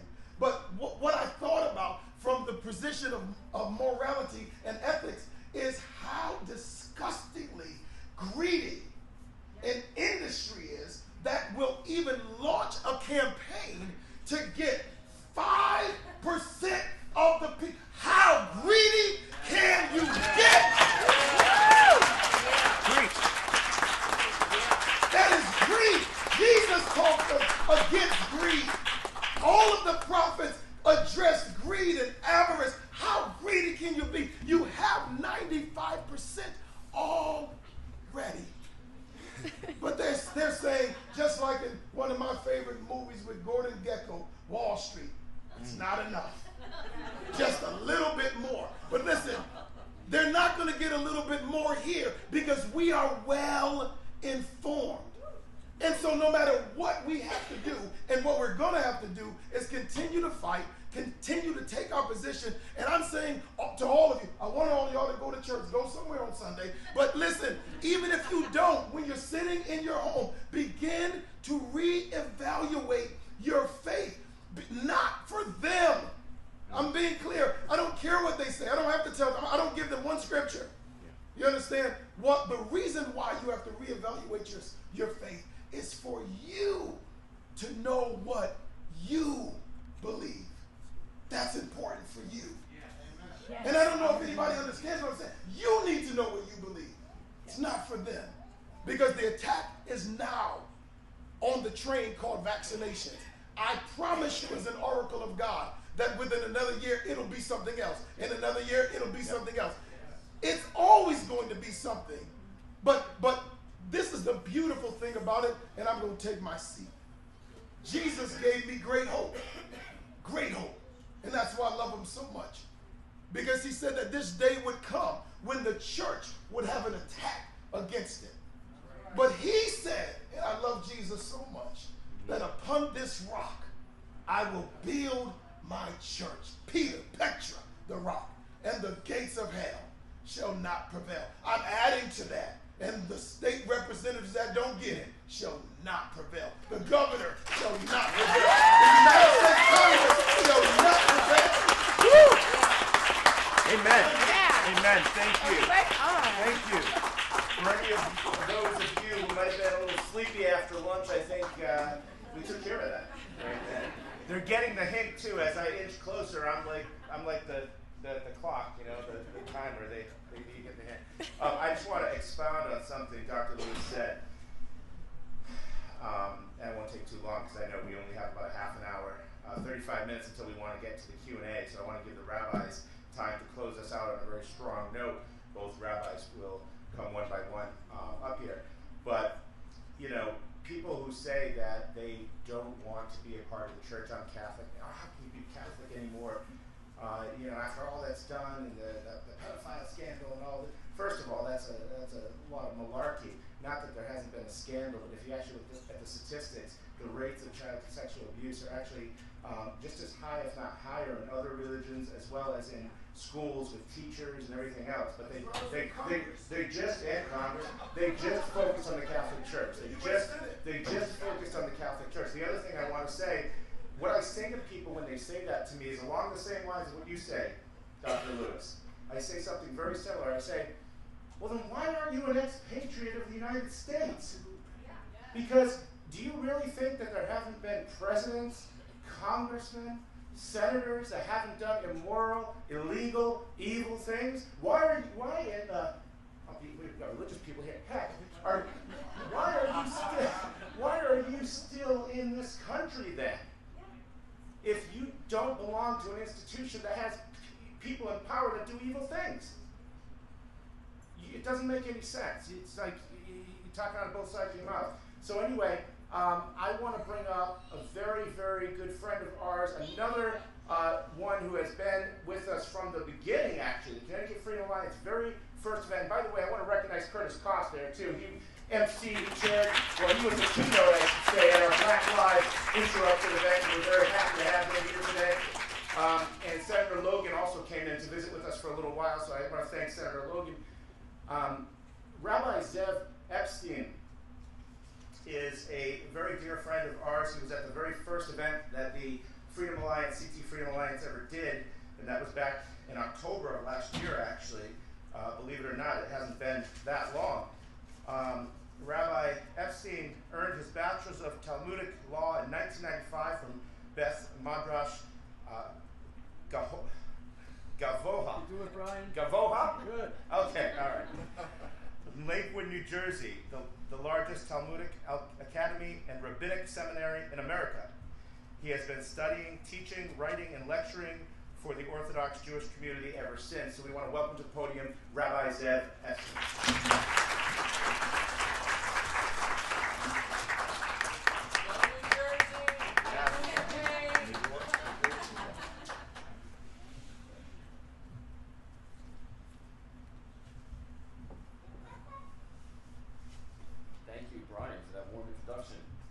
So I hope the audience will indulge me, but given present company, the following anecdote begs to be delivered. A legislator, a lawyer, a priest, a Muslim cleric, and a rabbi walk into a bar. The bartender looks up and says, "Is this a joke?" My brother edits a lot of my work. He says that joke might be offensive because that insinuates that members of the clergy would walk into a bar. So he's edited it, and his version reads as follows. A legislator, a lawyer, a priest, a Muslim cleric, and a rabbi walk into a bar mitzvah. The bartender looks up and says, "Is this a joke?" So this is not a joke. This is very serious business that brought us all together, very pressing business, and for many, a very painful business. Because what should be a vaccine dialogue has become, in so many communities, a vaccine fight, replete with insult and anger, and far from dulling the sense of urgency, humor is not out of place in these proceedings, because sharing a laugh is one of the most basic human experiences that we can have. So instead of dulling a sense of urgency, that can focus the dialogue. This is an issue that requires us to view each other as human beings, not monsters and not lunatics, because it's an issue that warrants respectful dialogue, not fighting. So that's why I like to say a joke, but there's a deeper reason as well. I'm going to coin a phrase. I'm going to call it Americans of Faith, and those are American citizens who believe a simple truth, that there is a God, there is a creator. An American of faith doesn't have to formally adhere to any given religion, but that's a basic belief in a higher power that many, many Americans share. And I'm going to call that Americans of faith. As an American of faith, I think that it's important to give, to exude a positivity and a joy. There's a lot of faithlessness going on in America. And America is a superpower. We've had tremendous success. We are a military power, an industrial power, a financial power. Now, if a faithful person experiences tremendous success, oftentimes that gives him a humility, generosity of spirit, a tolerance. He feels good. But when a faithless person experiences tremendous success, oftentimes it leads to arrogance. And I think that we're seeing a touch of that arrogance in the faithlessness, the community of faithless Americans. The heady success has tinged their attitudes with arrogance. But here's the thing. Because by all means, that success tinged with arrogance should have engendered a sense of courage and fearlessness. But we're seeing the opposite. Among so many Americans who have not come to any sort of faith, we're seeing an existential anxiety bordering on a terror. And it is that terror that fuels the vaccine fighting. We're going to be annihilated. Our children are going to drop dead. And we have only ourselves to depend on. So, as an American of faith, I attempt to project a positivity, a sense of joy that faith can bring. And that's why I like to start off with a joke. On that note of positivity, I want to shout out to Brian and to Dawn Jolly and to Elisa, who did tremendous work and put everything together. This took a long time, a lot of hard work and dedication. I've got a personal thank you for Brian, because I'm also coming. I think some of us here today will also be testifying tomorrow in the Connecticut State Public Health Committee.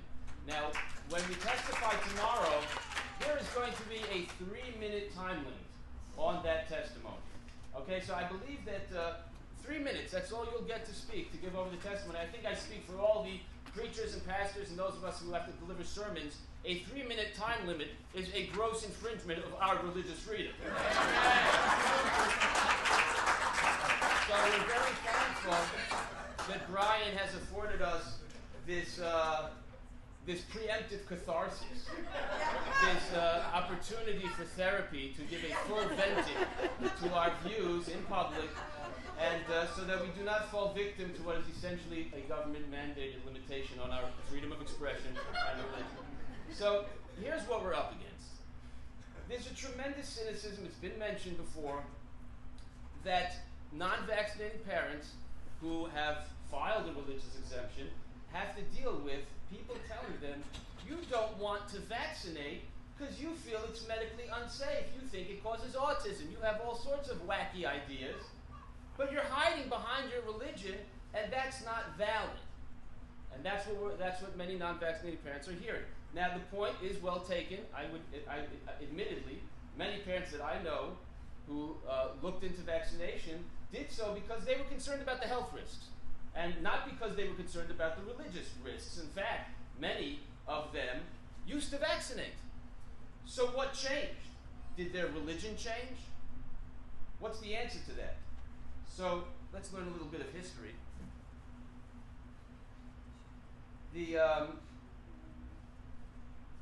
On June 20th, 1966, I'm reading from a book by Paul Offit, MD. Dr. Offit is arguably America's foremost proponent of vaccination. He is the on the Children's Hospital of Philadelphia.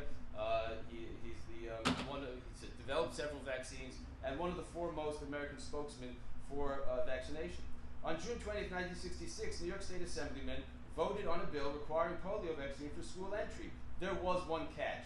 The bill excluded children whose parents' religion forbade vaccination, a direct result of lobbying by what was then one of the most powerful religious groups in the United States, Christian Scientists. Now, the bill passed, and so did the religious exemption. And Brian informs me that the same thing happened in 1959 in Connecticut. The mandate for school vaccination was passed together with the religious vaccination. So what happened 60 years later? Meaning to say, in the 60s, when the vaccine mandates were being passed, everybody believed in vaccination, by and large, and as parents, we felt that's reasonable for the government to mandate seatbelts, reasonable for the government to mandate all sorts of good things, and get the parents on board that when they're filling out the registration for the school, anyway, they make sure that the kids have their shots because that's what we should be doing as parents anyway. What happened 60 years later? What happened was that the belief began to wear away, and parents began to become more informed and began to realize that there are issues, that the vaccines might not be as safe as we were told, the vaccines might not be as beneficial. So the religion didn't change. My religion tells me that I may not harm my children.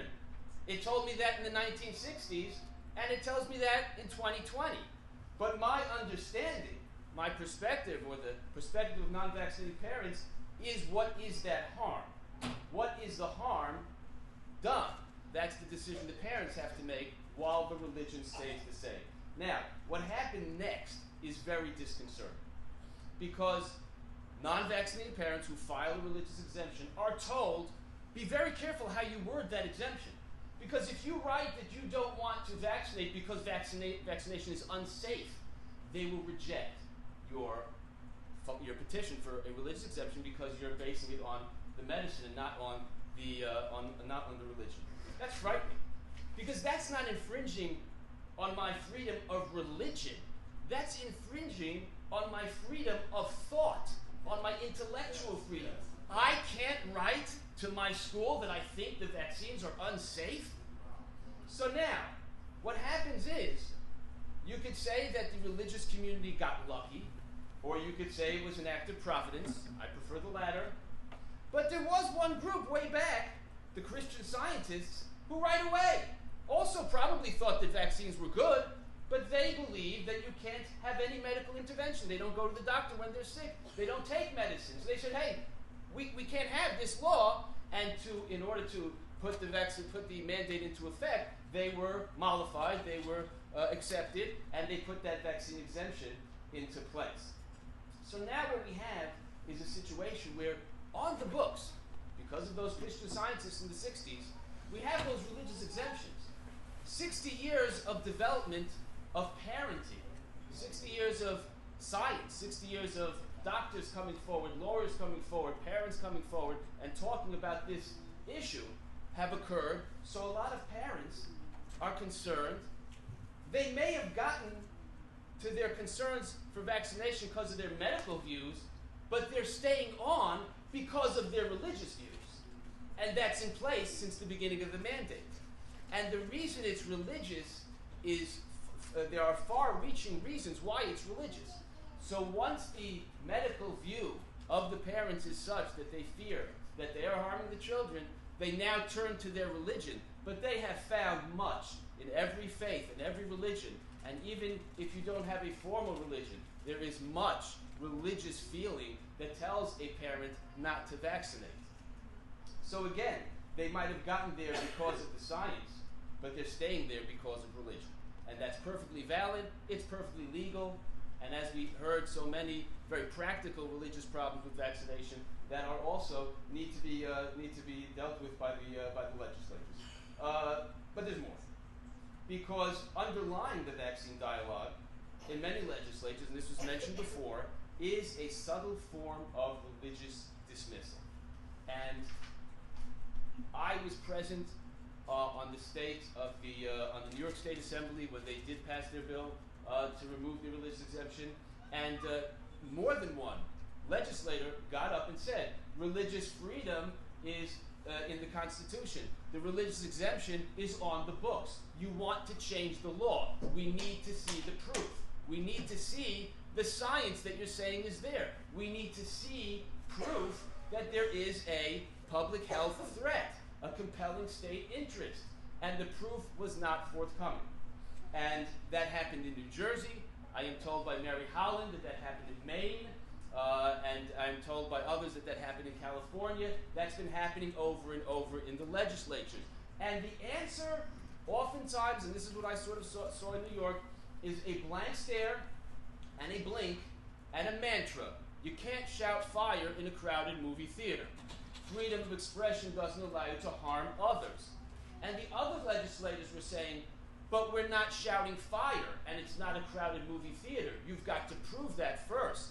And they would return, the response was a blank stare, a blink, and a mantra. You can't shout fire in a crowded movie theater. So it was almost a form of religious dismissal.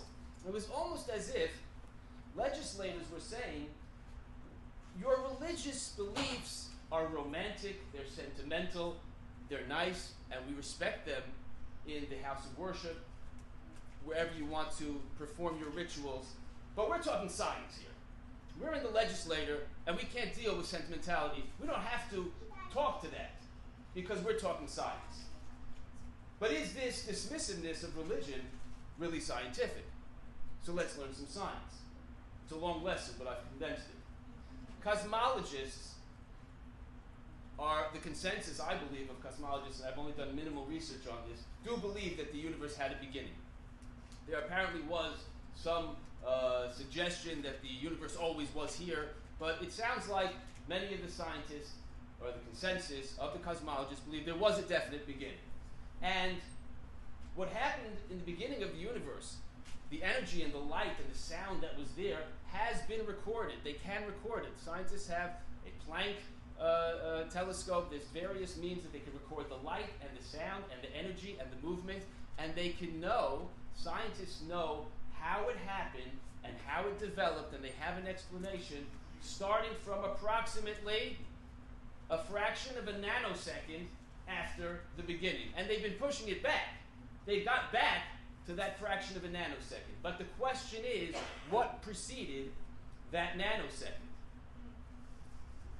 So I'm going to quote from Dr. Stephen Hawking, who's, I think, arguably, recently deceased, arguably one of the world's most brilliant cosmologists and physicists. The one remaining area that religion can now lay claim to is the origin of the universe. But even here, science is making progress and should soon provide a definitive answer as to how the universe began. I published a book that asked if God created the universe, and that caused something of a stir. People got upset that a scientist should have anything to say on the matter of religion. I have no desire to tell anyone what to believe, but for me, this is Stephen Hawking talking, asking if God exists is a valid question for science.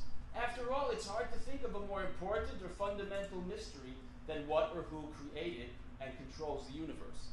And I recall hearing Dr. Hawking say, it might take 10 years, it might take 50, it might take 100, it might take 200. But I have faith in the scientific community that they will answer the question of how the universe came into being. And when I heard that, I said to myself, wait, Dr. Hawking, you as well are a man of faith. So you are not so different than I, who is also a man of faith. So what we have here, not on a religious level, but on a scientific level, two competing scientific theories for the creation of the universe. One is called the Big Bang Theory, and one is called the creationist model, the belief that the Creator created the universe. That's scientific. That's not religious. Religious comes afterwards. Faithless scientists prefer the first theory, the theory of the Big Bang, and they have been going and pursuing a course of inquiry in that direction. Faithful Americans and faithful scientists, and there are many, instead of banging their head against the telescope have pursued a different course of inquiry that now leads to religion. Now it leads to, did God reveal himself to mankind? What was his revelation? Who were his prophets? What was their message? That's religion. But the elemental question of was this universe created by a Big Bang or by God is a scientific question. So, reading Dr. Offutt's books, this is not the only one I've read, I had a very similar experience to one of the founding fathers of America, Benjamin Franklin. There is a book that is called The Faiths of the Founding Fathers. It was written by David L. Holmes. He's a historian of American religion at the College of William and Mary. It's published by Oxford University Press. So David Holmes, in his book, Faiths of the Founding Fathers, states that the majority of the Founding Fathers were either active deists or were influenced by deism. Deism is a philosophy that believes in God not because of revelation, not because of any specific revelation, but because reason and observation of the natural world are sufficient to establish the existence of a supreme being or creator of the universe. So in 1776, when we have the Founding Fathers creating America, the rationalist view of scientific inquiry was more fashionable than the empirical view, and I don't want to get involved too deeply. It's beyond the scope of this talk, and I think it'll go over the heads of the audience, and I don't know what I'm talking about too much. But basically, rationalism tells us use common sense, use logic, use observation, and think about what you're being told, and do what makes sense. Come to conclusions that make sense. Empiricism starts to tell us you can't believe in anything that you cannot see with your eye, or with a telescope, or with a microscope. And otherwise it doesn't exist. That empiricism is a few hundred years down the line, or a few decades down the line, I don't know how long, but the rationalist view, which was a scientific view, and that was the view of Benjamin Franklin and other founding fathers, was that this scientific question can be answered by common sense, observation of natural phenomena, and Benjamin Franklin arrived at this deistic view of the existence of God from a scientific standpoint without boxing himself into any religion. And that is very much what he wrote in the Declaration of Independence. When he was on the Committee of Five, helped to write the Declaration. And what we see in the Declaration of Independence, we hold these truths to be self-evident. Benjamin Franklin was the elder statesman. He's the oldest signer of the Declaration of Independence. We hold these truths to be self-evident, that all men are created equal. Hark. Did someone say created? And they are endowed by their Creator with certain undeniable rights. And among these are life, liberty, and the pursuit of happiness. So, this leads me to look on my papers for my next point. Bear with me. That when Americans of faith have to come forth, it's also important